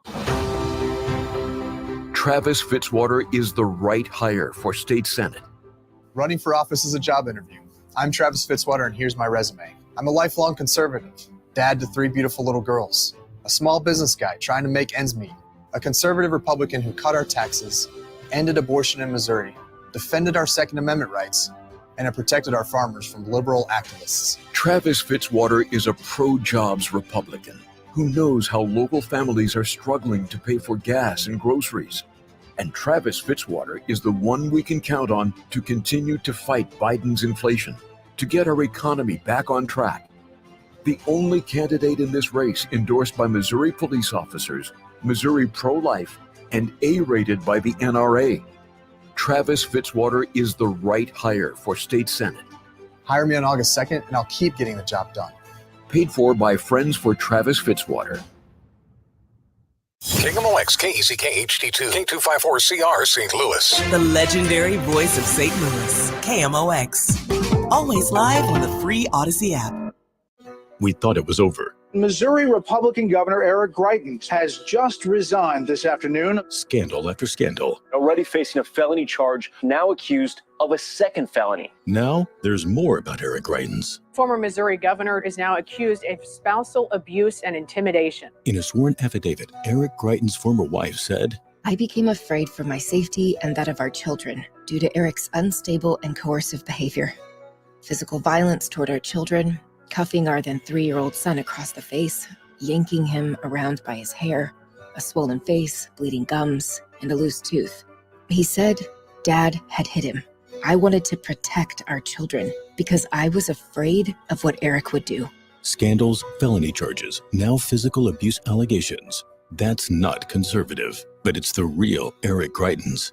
Paid for by Show Me Values PAC, showmevalues.org, and not authorized by any candidate or candidates committee. Show Me Values PAC is responsible for the content of this advertising. Mid-America's most trusted source for news, KMOX. At 1 o'clock, we have sunny skies, 92 degrees. It feels like 103 downtown at the Arch. A heat advisory now in effect through Wednesday at 8 p.m. I'm Carol Daniel. Senate Majority Leader Chuck Schumer now says there will be a vote this week on a bill to support veterans exposed to toxic burn pits. CBS News congressional correspondent Scott McFarland says lawmakers are haggling over how to fund the measure. The issue is a procedural one, not an insignificant procedural issue in the world of the U.S. Senate. It's over how the funding is going to be provided to pay for these benefits, which they are about to loosen. They're going to make it a presumptive positive, no longer the laborious fight to show you suffer from burn pit injuries.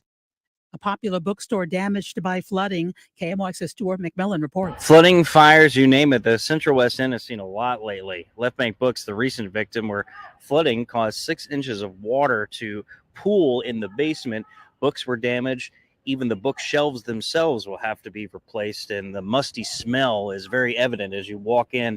Just down the street, you can hear workers actually cutting down trees as some of the storm damage is still being cleaned up here in the Central West End. And as cars will go by, the smell of the fire can be smelled off of the buildings that were burnt.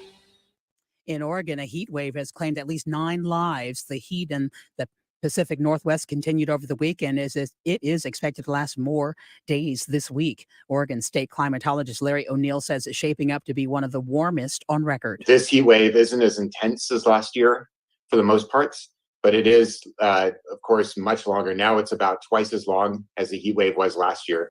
Drivers are attempting to cash in on the apparent exception to inflation at the gas station. GasBuddy.com says the nationwide average gallon of unleaded is clocking in at $4.17. GasBuddy.com's Patrick Dahan is watching the numbers, which show a 15-cent drop in the past week, more than 65 cents over the past month. He sees less than $4 a gallon gas just around the corner, barring any oil production interruptions triggered by a major hurricane.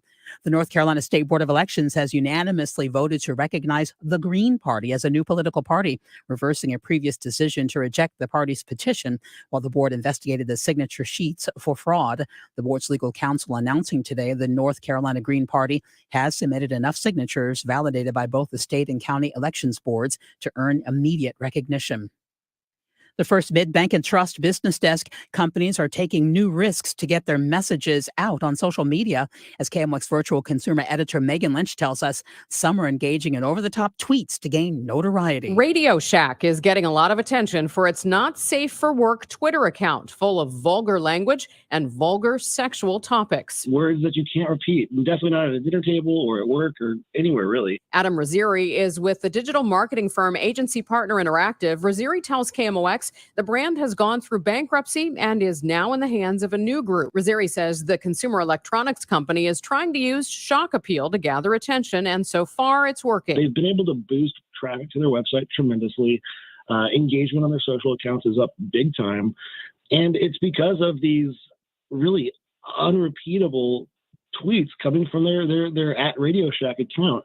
He says while the risk is that Radio Shack could go too far and alienate some customers, for now he says the increase in followers and engagement on social media is translating into spending on the commerce site. The Dow from Stifel at this hour off 101 points at 32,743.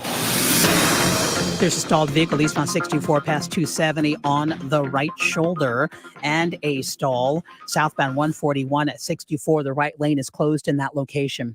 The forecast sponsored by Sandberg Phoenix Law Firm. Heat advisory in effect now through Wednesday at 8 p.m.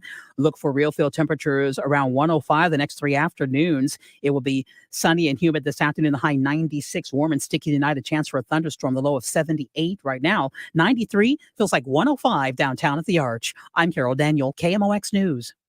At Sandberg Phoenix, we are more than just a law firm. Our attorneys are committed to you, your business, and your community. We are ready to serve you in the areas of business litigation, intellectual property, health law, and products liability. SandbergPhoenix.com. The choice of lawyers, an important decision, and should not be based solely on advertising. The show, sponsored by Straight Realty, your St. Louis area experts. Why pay more than $4? 314-441-4444. Hip, hip.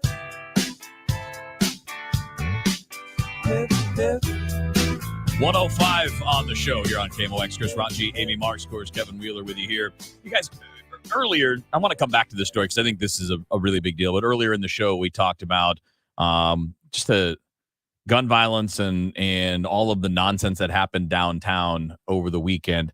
And there's no, I'm sure there's no snap your fingers and fix this kind of solution, right? I mean, when people talk about problems along these lines, a lot of times you get, well, all you have to do is, and nothing is that simple. As we discussed, there are multiple layers here, but I do think it's time to start getting specific ideas from the people that matter in the city of St. Louis. It's time to hear specific ideas from the mayor in specifically, but like directly from that person, because there's nothing about, well, we got to examine this or we got to examine that, or we're going to look at this. We need to start getting to some concrete steps, right? Well, I mean, we can talk ideas all we want on the radio. I mean, we've been talking about this for a couple of months on and off on this show. It's, Charlie talked about it for years with various, sometimes it's gun violence, but I mean, with this in particular, with just young guys walking around downtown on weekend nights with large weapons. I mean, they were called automatic weapons by some of the people at some. I don't know that they were fully automatic or not, but they look like AK pistols. They look like the kind of thing that does a lot of damage, and that's how the descriptions were given, as multiple shots in a short amount of time. When you can just look at the video of that, and you can see still photos, just walking down Wash Ave. And knowing that today, we're sitting here on Monday, 1:00 in the afternoon, nobody has addressed it. Nobody has said, here's step one. What's step one? Like, to you guys, what is step one?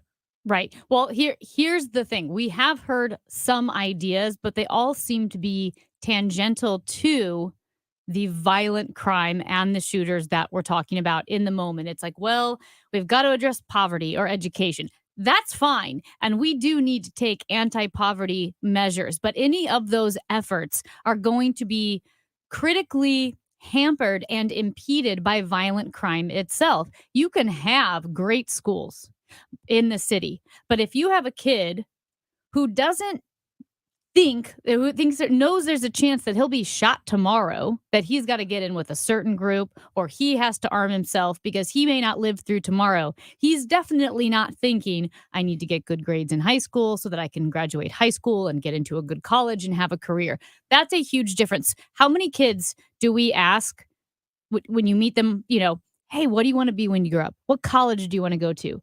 Kids who are in areas of high violent crime are thinking about tomorrow. How am I going to survive today and tomorrow? And when we're looking at crime in our city, between the Board of Aldermen, you have the mayor, you have the circuit attorney, you have discussions about how we're going to spend the American Rescue Plan funds, how we're going to spend the NFL lawsuit funds. It's a complete fracturing of ideas. There's no consensus. We don't move forward. It is very, very political. And I think the true way to address crime, like I would say, focused deterrence, going for the shooters themselves, it always gets caught up in someone going, well, it's the guns. Well, it's poverty. Well, it's education. When really, you have to get the shooters themselves off the streets. Because until people are no longer being gunned down, there is no path forward. Well, but it's all got to happen at once. It can't just be, let's go get the shooters first. It means we get the shooters while simultaneously creating more opportunities for the people who live there. That's the definition of focus. We can't wait until 4 elements are ready to go. Right, and something has to start now. Okay, that's fine. That's what focus means, and focus deterrence is you can't equally focus on education and anti-poverty. You're focused on this right here. You can focus on 4 things at once, but there needs to be an action. Not all of the actions. It can't all be rolled out at once. We can work on all of those things, but there has to be a step 1 to deter that from happening. I mean, are we waiting for 10 non-combatants? And I hate that I even use a military term there. Are we waiting for 10 residents of downtown St. Louis to be shot on a night like that? Are we waiting for that before there's going to be a next step? I mean, that's my question. I mean, I agree with you guys both. I think that there have to be multi-pronged approaches to this, and some of them are going to take time to roll out. But this kind of thing has to be somehow addressed in real time, like today, like next weekend. Because if next weekend the same thing happens and God forbid somebody's killed because of a random shot that's not intended for them, but it shoots into their apartment or they're in their car and they happen to be in the way, we can't, I don't see how it's in any way sensible to wait. Well, I'm not saying you should wait. I'm saying that it all really, and you could say it's got to be focused, but if we're just arresting people who are committing this stuff, but then we're not also helping them in their neighborhoods at the same time, all you're going to be doing is you'll just have a different crop of people who step up and take the place of the people who are shooting. Like you have to do things all at once. You have to create opportunities in neighborhoods simultaneously while you are arresting people who are committing crimes. Right. You have to, because you cannot have neighborhoods where there's nothing there, because that's what causes people to commit crimes. But I can't roll that out tomorrow. No, but you got to start doing it now if we're not doing it. I can hire new officers and I can put 10 cars Fine, downtown. do that. I'm saying that, but this is why I'm asking. I'm not asking about the big picture. I agree with you 100%. I agree with you 100% on the big picture. We have to do it that way. What are you doing this coming weekend? Right. And I think that's the question is the city leaders cannot agree on what step 1 looks like. And we know this because we are very unfocused as a city. We talked about the $4 million being cut from the St. Louis police budget, 98 vacant positions that will not be filled. We're already devastatingly short on law enforcement officers in the city of St. Louis. We have a circuit attorney who is inexplicably incompetent at her job. Her office is not able to clear cases, has one of the lowest clearance rates in the country when it comes to homicides in a city with one of the highest, if not the highest, homicide rates. And there is no focus. There is no consensus. You have a board of aldermen who can't agree with the mayor and vice versa. And so you have all of these funds. There's no agreement, no consensus on where the funds go. And so it's this stalemate. And one thing also that the city of St. Louis does over and over again is studies. We're always getting these outside sources to say, well, they're going to study the situation. And one thing that we do know is St. Louis is not special when it comes to violent crime in our city. The trends of violent crime in cities, it's not like, oh, well, Denver and San Francisco and Chicago, those are special types of crime. Nope, we're all the same, and we have to address the same issues. And I think what the problem is, it's not politically satisfying. There's no partisan own from one side or the other to fight violent crime. You can't play the partisan card and feel emotionally satisfied by what an answer would be. Everybody kind of feels like, I want it to be what I said it is. This is the reason behind violent crime. And I think that's one reason why we can't get consensus. Yeah. And what we've done is what? Ban scooters? Right. Like that's the plan. That's the idea. Well, no more scooters for at least the rest of the year. Didn't seem to matter Saturday night. Didn't seem to make a difference while residents watched people walk down the streets shooting weapons and shot video of it and took pictures of it. And it clearly happened for more than just a couple of seconds. You telling me you didn't have dozens of 911 calls during that time? And I don't know what the answer is. I'm not a police chief. I'm not an expert in this field. I know this. The answer is not doing nothing. That's not a solution. Nothing is not a solution. Banning scooters is not a solution. This is what happened at the crime summit. And I thought Charlie hosted a crime summit. I was there. A lot of the leaders in St. Louis, law enforcement, hospitals, pediatric hospitals dealing with, children with gunshot wounds, families of those who've been shot. He hosted a crime summit here at KMOX. And he did a great job reeling it in, because what would happen is someone would bring up guns, and then the whole conversation would go up to guns. And then someone would bring up poverty, and the whole conversation would go to poverty. And it was difficult to focus on the violent crime itself, if that makes sense. And before it just started veering off into a political, well, this is what this party believes. This is what this party believes. This is actually what's holding us back. And there was no first step. People couldn't agree on the first step. So guess what's going to happen? We just keep having this conversation. Yeah, exactly. That's my point. Like, how about a step one? How about this weekend, we're going to try something? Again, I'm not the person to come up with that something. I wish I were. But I know that what we're doing, banning scooters and sitting around waiting for meetings and studies, is not helping anything. For everything online, it's Odyssey.com. Download the Odyssey app and listen to KMOX for all the news, sports, talk, and podcasts that move you. Odyssey, that's AUDACY. I know you're all going to be shocked when I tell you that I love pizza. And I found a great one at my local grocery store. It's called Brew Pub Latza Matza. And the name is accurate, man. We're talking about a half pound of award-winning Wisconsin mozzarella cheese on there. And you got all kinds of great choices. I've been sampling all the different Brew Pub Latza Matza varieties. I'm a big fan of the Hawaiian. I know. Some of you are going to yell at me for having pineapple on my pizza. I'm telling you, it's amazing. The cheeseburger pizza, amazing. The taco pizza, amazing. So is the regular old pepperoni as well. And I'm going to tell you, the name says it all. Latza Matza. And here's the thing. You can see it. So when you're looking at some of the pizzas that you're going to find at the grocery store, they're boxed up, they're covered. You can't look for the package with the clear packaging. Look for it. It's just the film covering, so you can see all the great toppings. You can see all that cheese. It's Brew Pub Latza Matza. You can check it out at your local grocery store and buy some today, which is what I'm going to do after the show.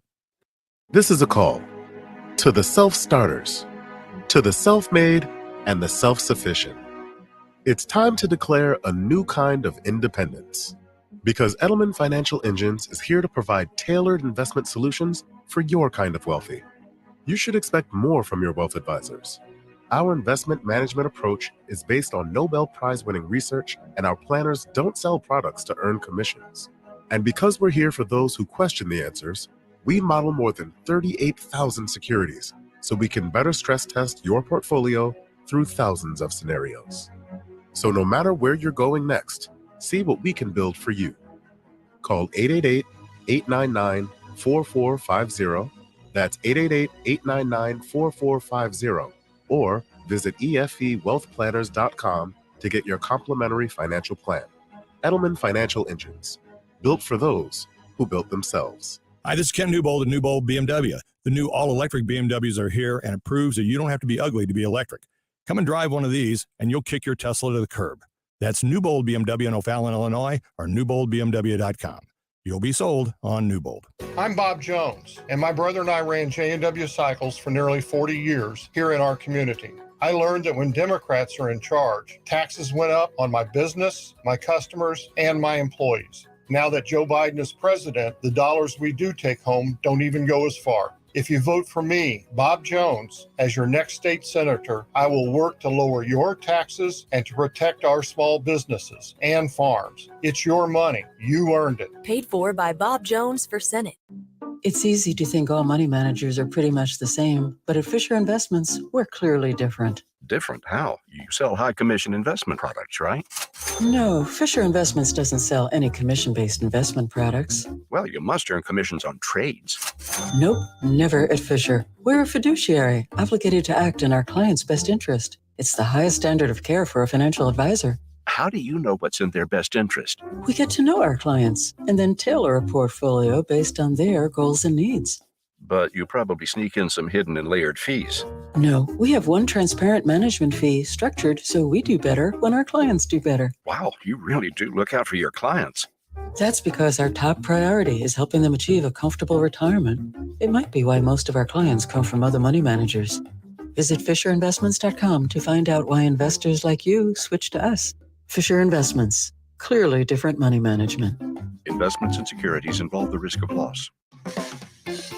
With Pedal the Cause, you can make a real difference in the fight against cancer. Ride your bike, grab a spot in the spin zone, volunteer, and join the celebration September 23rd through 25th. 100% of participant-raised funds support innovative cancer research at Siteman Cancer Center and Siteman Kids at St. Louis Children's Hospital. Together, we can create a world without cancer. Get started now at pedalthecause.org. That's pedalthecause.org.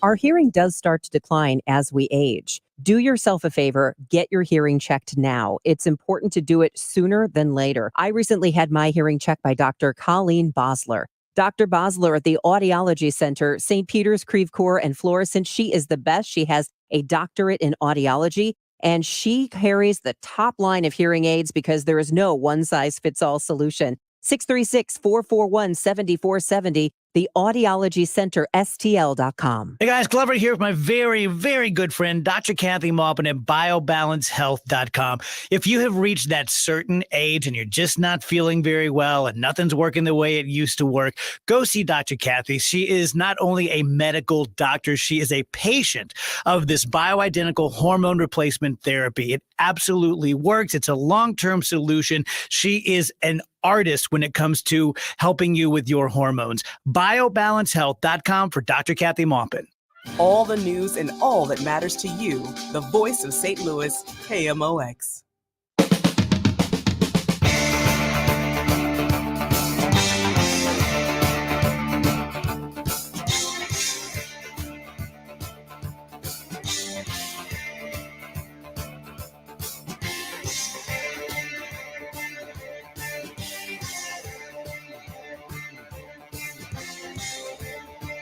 .122. Well, it's not quite there yet, but it's coming up on 122 here on the show. Chris Ranji, Amy Mark Scores, Kevin Wheeler with you here. Any remaining thoughts on that? Should we move on? No, I think we solved the violence issue in St. Louis. I don't think we during the solved last anything. segment. It's over. I just yelled. We know exactly what to do. I just yelled. That's that's what always. That's every I know, I segment. actually can't really tell the difference Yeah, it's all the same. between. Why is Kevin mad? There are a lot of things that frustrate me, but just the nonsense frustrates me maybe more than anything. Like just like something that may not have an automatic easy answer, but like everything has at least a first step you can try. Right? Everything. Right. Whether it's, fixing a problem at your house. Man, I hate my backyard. It's terrible. I cannot fix it all myself. But there are things I've done to make it a little bit better. Sure. I had a deck that was kind of falling apart. I didn't have a real replacement idea, but I tore it out so I could have at least something that doesn't look like it's falling apart. Yeah. You know, I mean, I'm not handy like that. I mean, whether you're talking about citywide issues, your sports team's favorite problem, your favorite sports team's problems, you know, whatever it is, there isn't always an easy answer. And I think we all understand that. It's very difficult to build consensus. It's very difficult to solve complex problems. And I don't think that what is angering me is that we don't have a solution to complex problems. What's bothering me is that we see the same stuff playing out over and over and over and over and over again. And I don't think I'm seeing or hearing from anyone that any tactics have changed, any ideas have been tried out, anything has been altered to make some effort to keep the craziness from happening, or at least make it less often, you know, like people have taken steps. It's like, how much consensus do we have? Mayor Tashara Jones has spoken about cure violence. The city has adopted some of the cure violence measures, which across the country has had mixed results. In some cities, cure violence has seen success, in others it hasn't. We know that the mayor is focused more on community efforts, meaning the mental health side, the social worker side of some situations, which again, I think there's a lot of credibility and validity in that vantage point, in the sense that we are asking police officers to be therapists and counselors and social workers. It's just that those two things, they are not mutually exclusive. It is imperative they work together. And then they've both got to be done, right? Yep. Like everything's got to be done, because we can have all the policing we want. And I'm not saying we should not. I think we should. But what I cannot get away from is the idea that underscores everything. And that is, if we have neighborhoods of extreme poverty and no opportunity, this, no matter what we do on the surface, this is going to continue. No matter what we do, this is going to keep happening. And the mayor has noted that she is going to direct funds to building the economies and the areas of North St. Louis. That has to be done. It can't be just a wasteland of nothingness.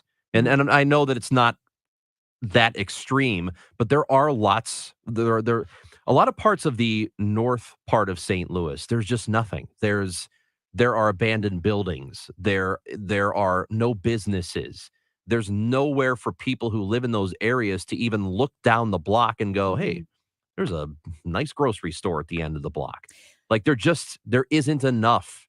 And when you have those kinds of environments, it is nearly impossible to eliminate the crime that originates from those areas. I don't know how this would work. And I'm sure this is, we know it's controversial in the area, but I don't know how St. Louis moves forward as a region until the city and county work together. Oh, that is, I'm on that train and I will never get off it.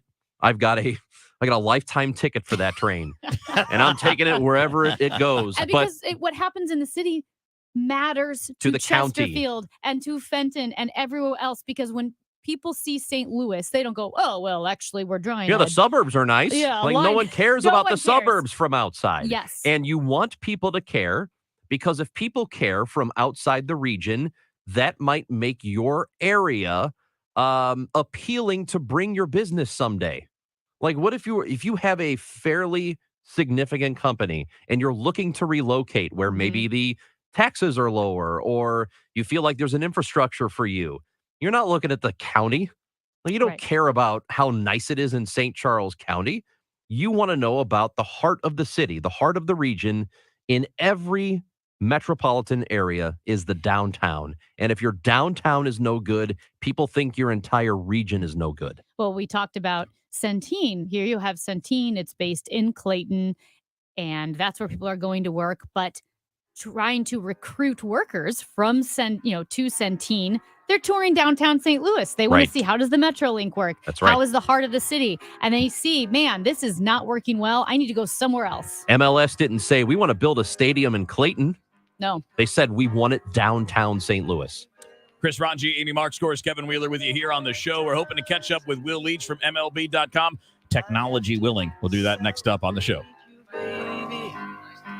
Hey guys, it's Glover. Wondering where Dave, Trish, Rachel, and Andrew are? We are taking a little vacation this week. But thanks to some creative casting, you won't even notice. All this week, 2 till 6 p.m. We'll be sitting in for the Dave Glover Show. Enjoy the magic of Hancock and Kelly. We will be back on Monday the 8th. And if you need the fix of the Dave Glover Show while they're on vacation, you can always check out the podcast page at KMOX.com. Steve Roberts challenged Cori Bush to debate him. She refused. She refused to be interviewed by the Post-Dispatch editorial board. Couldn't be bothered to be interviewed by the St. Louis American. Refused to talk to the St. Louis Jewish Light.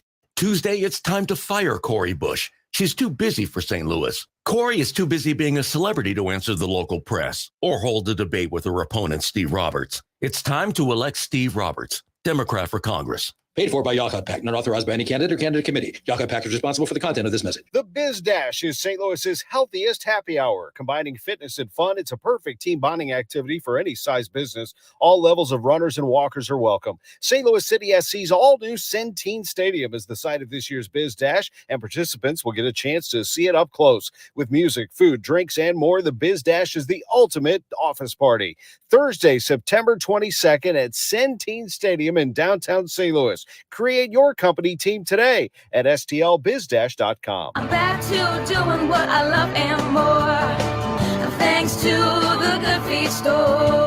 Hi, this is Arnold, owner of the Good Feet store. Have you been suffering with foot pain, knee pain, low back pain, or plantar fasciitis? Maybe you've tried all kinds of remedies with no relief. It was terrible. I was in tears a lot. It hurt that bad. For 2 years, I was watching these commercials thinking, this can't be real. You know, you're never going to find out if you don't try. So my legs and my feet do not hurt like they did before Good Feet. Call 314-317-9494 or visit one of our 2 locations on Olive, Catty Corner from TGI Fridays, or in Shiloh, Illinois, across from Dearborn's. Thanks to the Good Feet store. Individual results may vary. Consult your physician for medical conditions. Visit the website goodfeetstlewis.com. Come in and try the Good Feet feeling today. Comfort, energy, performance, and pain relief at the Good Feet store. At 1:30, a heat advisory is in effect for the St. Louis region and will remain in effect through Wednesday at 8 p.m. Look for heat indexes to hit 105 or better for the next 3 days. Right now it's sunny 95. It feels like 108 downtown at the Arch. Another round of rainstorms hitting flooded Kentucky mountain communities. The rain fell today as more bodies emerged from the sodden landscape, and the governor warned that high winds could bring another threat, falling trees and utility poles. California officials say 2 bodies were found inside a charred vehicle in a driveway in the wildfire zone of a raging blaze that is among several menacing thousands of homes in the western U.S. Hot, gusty weather and the possibility of thunderstorms threaten to boost the danger that the fires will keep growing. Missouri's governor visits the St. Louis area today. Governor Mike Parson is scheduled to be in University City this afternoon, seeing of some of the worst flash flooding that swamped basements, and scores of cars around the St. Louis region were flooded and damaged, some of them totaled. He'll be meeting with state, federal, and local officials about hurrying up the process of getting disaster assistance. Kevin Killeen reporting. There's a stalled vehicle southbound 170 before Page Avenue on the right shoulder, and watch for a stalled vehicle eastbound 64 past 270. That stall should be cleared out. The KMOX forecast, again, that heat advisory in effect now through Wednesday at 8 p.m. It will feel more like 105 or better the next 3 afternoons. Warm and sticky with a thunderstorm tonight that could produce downpours. Overnight low of 78 degrees with a high today of 96 expected. Right now we have sunny skies. It's 95 degrees. It feels like 108 downtown at the Arch. All the news you need for your day is on the free Odyssey app. Download it now. I'm Carol Daniel, KMOX News. Hey guys, Glover here for Zero Res. If you haven't tried out Zero Res, or it's been months since your last deep clean, now's the time to do it. Get Zero Resified from St. Louis's best carpet cleaner for 20% off all cleaning services. 314-474-2020 or ZeroResSTL.com. Driven by the Bomarito Automotive Group, the voice of St. Louis, KMOX. What makes for a great vacation? Depends on who you ask. Are you looking to get away or bring everyone together? Do you want to get outside and play or see a play at the plate? Fortunately, however you operate, I'm the destination you've been looking for. The name's Missouri, but you can call me Mo. And I have just one question. What's your MO? Come see me at visitmo.com. Albert Pujols comes to bat. Cardinals slugger Albert Pujols talks with Tom Ackerman Mondays at 9:50. He hits a fly ball left field, and it's gone! Exclusively on the voice of the Cardinals, KMOX.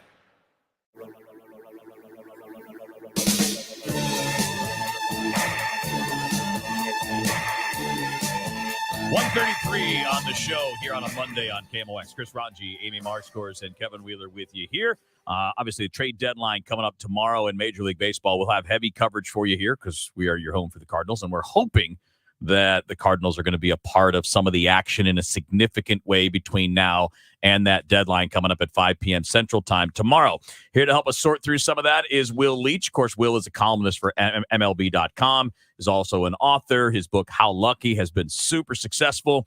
I would also recommend signing up for Will's free weekly newsletter, which touches on some sports things and some other stuff as well. Will, great to have you back on KMOX, buddy. How you doing?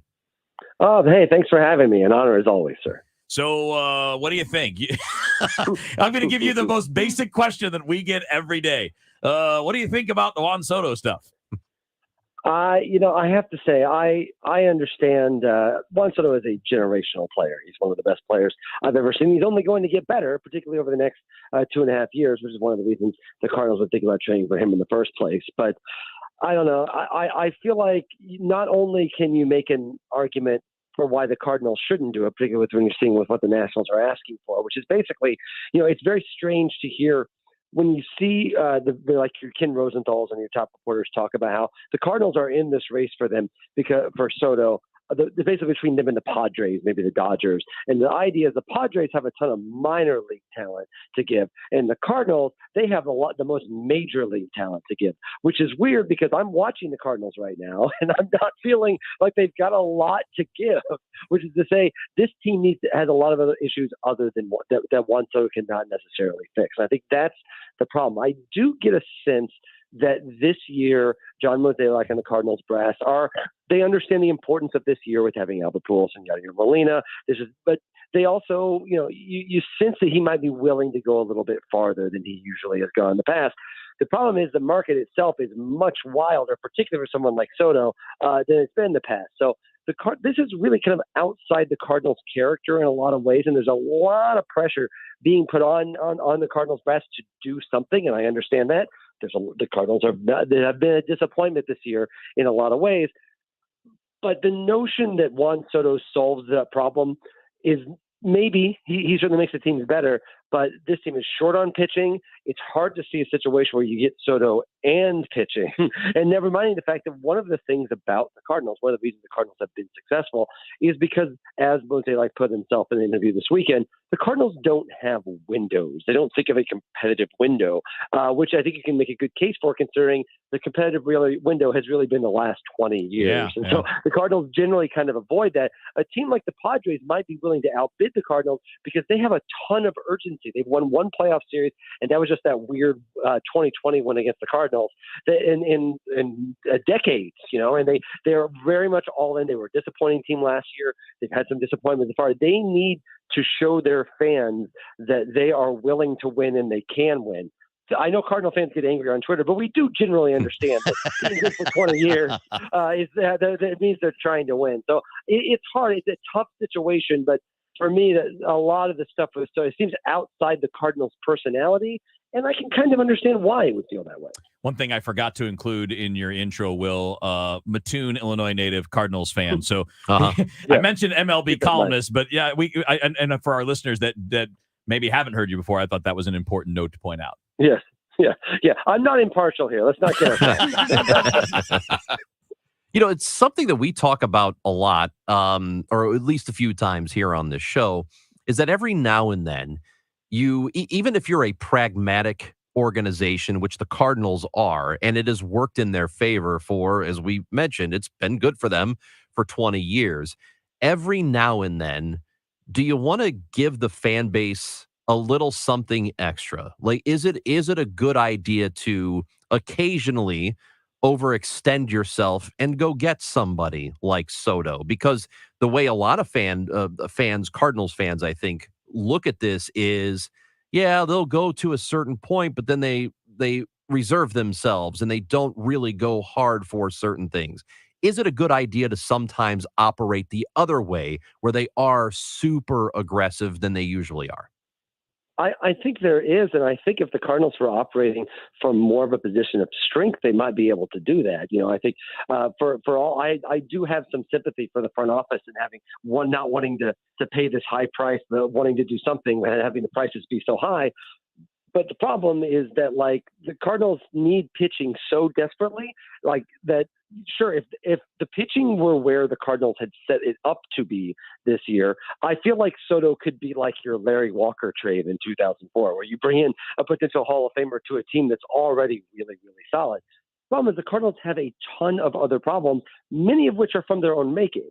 So, like, that makes it harder a little bit to have a lot of sympathy for the situation. I agree that, like, yeah, you want to go above and beyond. To be honest, I feel like before Soto, we spent about 4 years being like, what? There's rumors about them trading for Nolan Arenado. Right. That's not what the Cardinals do. Mm-hmm, yeah. And then they went out and got him. So I think the idea that they never do this, I think there's an organizational caution that can sometimes be frustrating. I certainly don't disagree with that. But I also think the notion that they will never go and try to make a big move is belied by the fact that they have Nolan Arenado and they have Paul Goldschmidt, pretty aggressive moves that a lot of people, I think with the Arenado trade, because the Rockies were in such a weak position, nobody really questioned that trade. But the idea of signing Goldschmidt, Matt Holliday, even before him, these are great players, but they were still guys that were getting older. And I think there were concerns about that. The thing about Soto, basically the question you have to ask with Soto is, does he make it more likely that the Cardinals will win a World Series in the next 3 years? And I think clearly he makes them a better team. Yeah. I don't think there's any question about that. The problem is, right, if Juan Soto were on this team right now, the Cardinals still only have, I've actually lost track of how many starters they're short now. Like, there's a lot of them. They're really short on starting pitching right now. And, one of the things we keep talking about is, like, why the Cardinals can't waste this great season of Arenado's having and Goldschmidt's having and having Pujols and Molina's last year. And I absolutely understand all of that. If Soto can come here and if the pitching doesn't get fixed, the Cardinals are not going to win the division this year. And the problem is with the prices the way they are, you kind of can't get Soto and pitchers without having nothing left in there. And I think that's where it comes back to our personality idea. The Padres, again, they feel like their window is right now. The Cardinals, for better or for worse, and I think you're right. I think there's an argument to be made they could swing big sometimes. The problem is if they swing big and miss or just don't win a World Series the next 3 years, Jordan Walker could be Juan Soto in 5 years. Right. He could be doing it for Washington. I think that's where the concern comes, particularly for teams like the Padres that are highly motivated to win right now in a way the Cardinals maybe a little less so personality-wise. And I would happily welcome Juan Soto into the mix for the Cardinals. I mean, he's a generational player, one of the great players who has accomplished more at age 23 than most players accomplish into their 30s. That said, I'm kind of with you on the pitching thing. I think the key to 2022 is another starter that fits at the top of your rotation along with Michaelis and Wainwright, and preferably one that strikes people out. And I know we've talked a lot about Frankie Montas, and there's some concern there with the shoulder thing that's been bugging him this year. My dream trade candidate would be Carlos Rodon, where I don't know that the Giants are selling, but there's some thought that they might be, and he has an opt-out after this year. So he'll probably opt out because he can get a multi-year deal this offseason. That's if you're thinking about what makes you much better right now, I think he's your best case. And by the way, just to add to that, John Heyman, just a few, I guess it was earlier this hour, said that teams are being told they've been eliminated from the Frankie Montas Derby. which suggests a deal is close. The Yankees are among teams still in. So that he didn't say the Cardinals aren't still a part of that. So I guess that's a possibility also. Yes, at the end of the day, I just assume it's going to be the Yankees or Dodgers getting everybody at some point anyway. But I think we all kind of land in that spot. Yeah. But I think that's funny, right? Like, I think that also speaks to another aspect of this. One of Ken Rosenthal had a big piece last night saying one of the quiet stealth bidders on Soto is the Dodgers. Like, the Dodgers, come on. They've already got Freeman and Betts and everybody else. But that's the thing, though. That's the reason they can do that, because they have a rich farm system and they have depth and they they are in a position of strength. And I think that's what the key thing to remember about this is from the Cardinals' perspective. Cardinals are not working from a position of strength right now. And again, that does not say the Cardinals are they're stronger than, say, the Tigers. Like, they clearly have some strength in the situation. But when you look at the pitching for the Cardinals, I mean, it's a gaping wound. Put it this way, if the Cardinals had not had 3 days off in the last week, I literally have no idea who would have pitched some of these games this weekend. Like, they're almost out of pitching. So, like, that's something that has to be addressed regardless of what is going on with Soto or anybody else. And I think that's the thing. The Dodgers could add on and be like, you know what, sure, come on board, Soto. We've got everybody else. We've got the whole all-star team anyway. They can do that, because they have money, but money's not really the reason they're able to do that. They're able to do that because of depth. And really, that's where the Cardinals were, frankly, 10 years ago, right? The Cardinals 10 years ago were able to put these best packages together. The difference about this package this year is a lot of these players are coming from the team now. They want Nolan Gorman. They want Dylan Carlson. We're not talking about guys in the future that may or may not pay out. A lot of these guys they want from the roster now. This is a team that is kind of barely hanging on as is. And I think that's where I get a little wary from it. Elsewhere, another name of importance is Shohei Ohtani, and the reports are now that the Angels are going to hang on to him. Will you be surprised if that does actually happen, or like maybe over the next year or so, if they find another place for him? See, this is an example where when I talk about as frustrated as we might get with the Cardinals sometimes, to me, the leadership of the Angels is always veering dangerously left to right on the interstate in a way. You have to be very, very careful. And I think that's the problem, is that, like, logically speaking, it doesn't make it. It really doesn't make sense for Shohei Ohtani to still be on that team. The Angels are very bad this year. They're going to be very bad next year. And he's a free agent at the end of next year. And if anything, the Angels should be more urgent to trade him than the Nationals should be to trade Soto. But that speaks. They have an owner at the top who tends to be somewhat tempestuous and tends to be somewhat impulsive, and I think that's kind of the issue. And also, there's another complication, which is basically if you're trading for Shohei Ohtani, basically you're trading for Luis Castillo and Matt Olson, right? You're trading for both of those guys. How do you even value that guy at a trade deadline? And he's so beloved to that franchise. But, I think that's what's interesting about this, though, is that, like, when we talk about these trades, we act as if it's like fantasy sports, where you go into your email and you propose a trade to your buddy from down the road. But each of these teams have, like, individual complexities and their individual motivations. And sometimes those motivations are not inherently logical, like you see with the Angels. Sometimes you have someone like the Padres who's just so invested in trying to win right now that they might do something that is maybe not ultimately in their best interest. I think that's what the Cardinals are always trying to be careful about. But that said, sometimes you can careful your way out of your best interest, as you kind of referred to earlier. So it's really complicated. This is a $1 billion sport with a bunch of egos and really intelligent people and clubhouses that are different. It's a very, very complicated. I wish it could be like Stratomatic, and I could just hit a button and just make it happen the way it would go. But it's really, really hard. And I think that you see that. And I think it's interesting, too, because this is the trade deadline. It's supposed to be really fun and exciting. Everyone's waiting on Soto. That's why not a lot of things are actually happening. I think that puts the Cardinals in a bind as well. Well, it'll be fascinating. We'll look forward to reading your coverage and hearing you talk about it on the See in Red podcast when the time comes. Of course, another thing I didn't mention at the beginning is you do the See in Red podcast with our friend Bernie Miklas. So covering all things Cardinals there. We appreciate you a lot, Will. Your work is fantastic. Congrats on the success with the novel. How lucky. Very cool to see that went so well. I know it came out last year, but you got great reviews and had a lot of success with it. Hopefully you got another one of those coming down the road here. I've got one coming out next May. I'll be calling you to bother me to let me come and talk about it then, I assure you. Well, hopefully we'll talk before then, but yes, we'll be happy to have you on and talk about it, my man.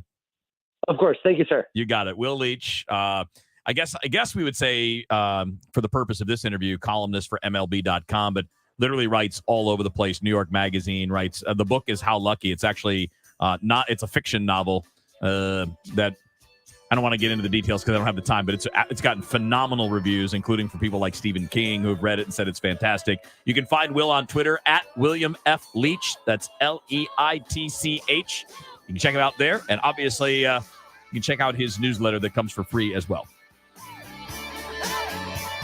Hi, this is Debbie Monterey for my trusted friend and realtor, Gloria Liu, with Your Home Sold Guaranteed Realty. Gloria is the agent I've been recommending for years. If you are planning to sell your home in this crazy seller's market, you do not want to leave a single dollar on the table. You'll love working with Gloria. Gloria Liu will guarantee to sell your home at your agreed-to price and time frame, or she will buy it guaranteed in writing. Her secret? Well, Gloria has the buyers. Thousands of ready buyers looking for homes in your price range and in your neighborhood. Lawrence and Shelby sold their St. Louis home in just 3 days at $17,250 over asking price with multiple offers when their previous agent produced 0 results. They chose Gloria over other agents and they were thrilled with the results.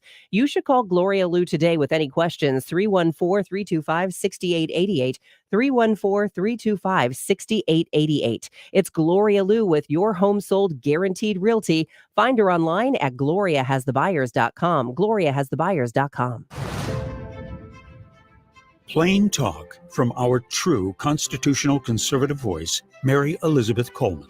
We have to stop the crazy liberal agenda of defunding the police. We need more support for law enforcement. Give them the tools to stop violent crime, illegal immigration, and the cartels from flooding our state with their illegal drugs. Mary Elizabeth Coleman opposes all taxpayer funding for illegal immigrants and will fight to cut state funding to cities that give sanctuary to illegal immigrants. Biden's open border policy has brought fentanyl to our neighborhoods. Thousands of Missourians are dying as a result.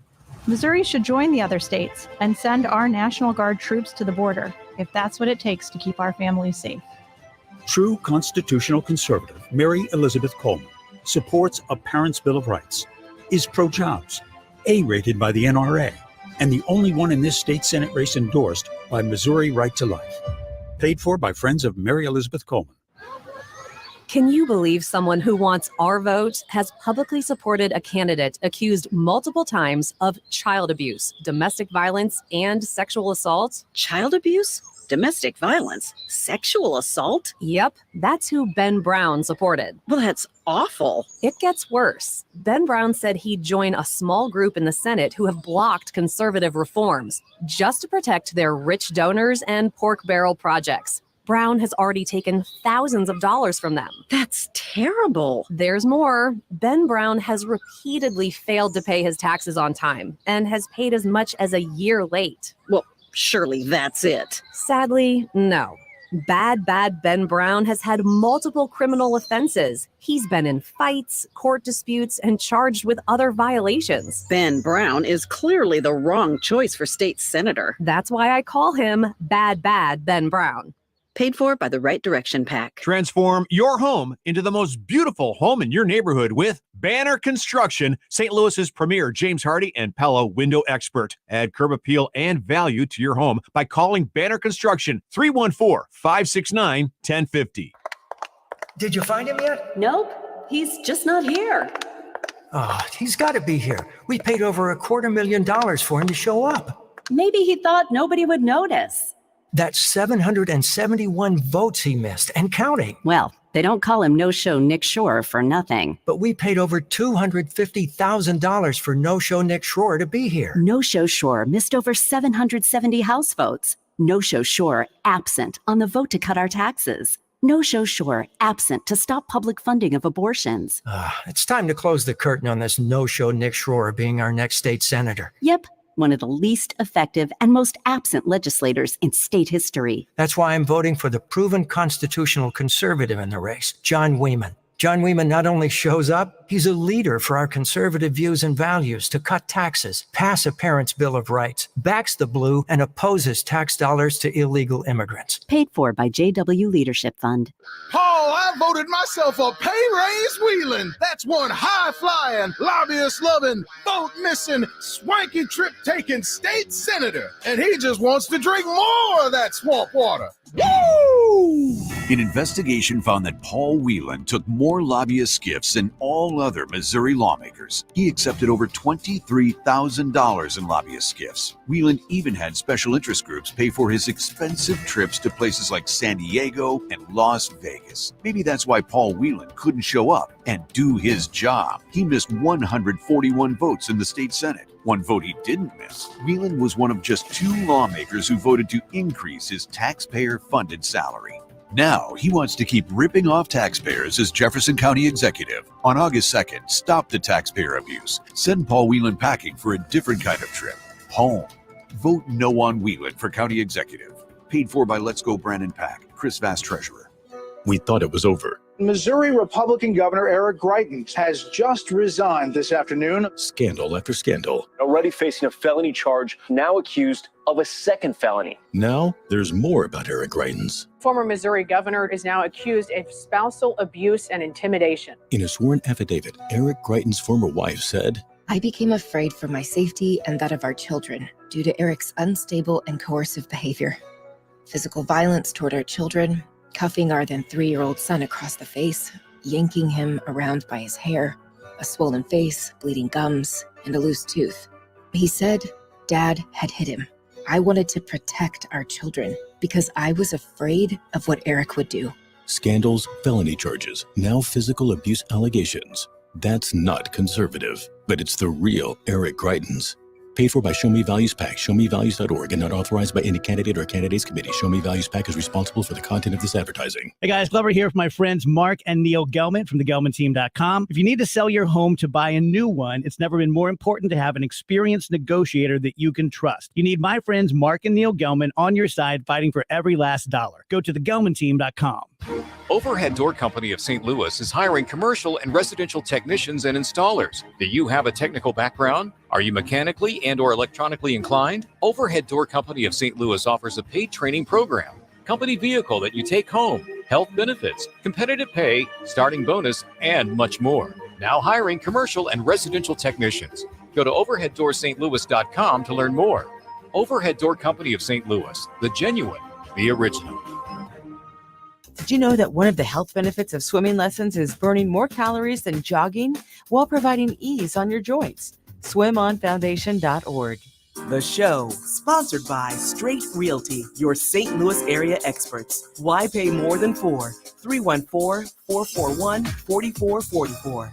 Kevin, Amy, and Chris now. Best friends together. Dave Glover at 2 on KMOX.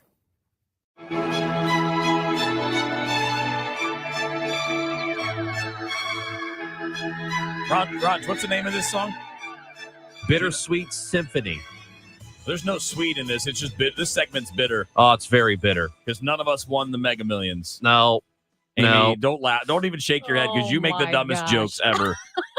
Whoa. And You that really was do o- make that was stupid only jokes. That was only partially a dumb joke. I They're do not good. love dumb jokes. But I'm still sad. Yeah, I Because thought for sure didn't- it was going to be me. Of course, I didn't buy a ticket, so that's probably Oh, why I didn't win. You know what? I know it. I forgot. I don't think I bought a ticket either. That's probably why I didn't win. Do you know what happens to me? This is absolutely no joke. Every time Powerball or Mega Millions, the numbers come out for one of these massive jackpots, this happens every single time. The winning numbers are the numbers I would have picked had I bought a ticket. Every time. Every single time. Every time. It's like, what? I mean, what are the odds that happens to me? I don't know. 1 in 303 million. Yeah. Well, yeah, I guess so. But Roughly- anyway, yeah. roughly. Yeah. Estimate. I'm a little upset. So Des Plaines, Illinois. Yeah. The winning ticket was bought in Des Plaines, Illinois, which is north Is that how you of say it? Yes. Des Plaines. Yes. Yeah. Okay, I thought you were making a joke like Des Perez. No, No. that's how they pronounce Okay, it. all right. It is Well, it's also incorrect pronunciation would not be de père either. It would be de père. De père. The fathers. You've had enough. haven't you? Anyway, we've nerded out enough. All right. Well, good luck to the winner, or enjoy it, whatever. He can enjoy that. They can enjoy it. So far, anonymously, I'd be out there celebrating and telling everybody I won just to rub it in, but they're not so far. So what are you gonna do? Guess who's the big winner now? Hancock and Kelly. Everybody listening. Yep. They get John Hancock. They Michael get Kelly. John and Michael Coming up next on KMOX. If you filed a tax extension in April, don't wait until it's too late to handle your tax issues. Hi, this is Lance Drury with the Drury Law Firm. Every year, thousands of Missourians file extensions when their taxes are due in April.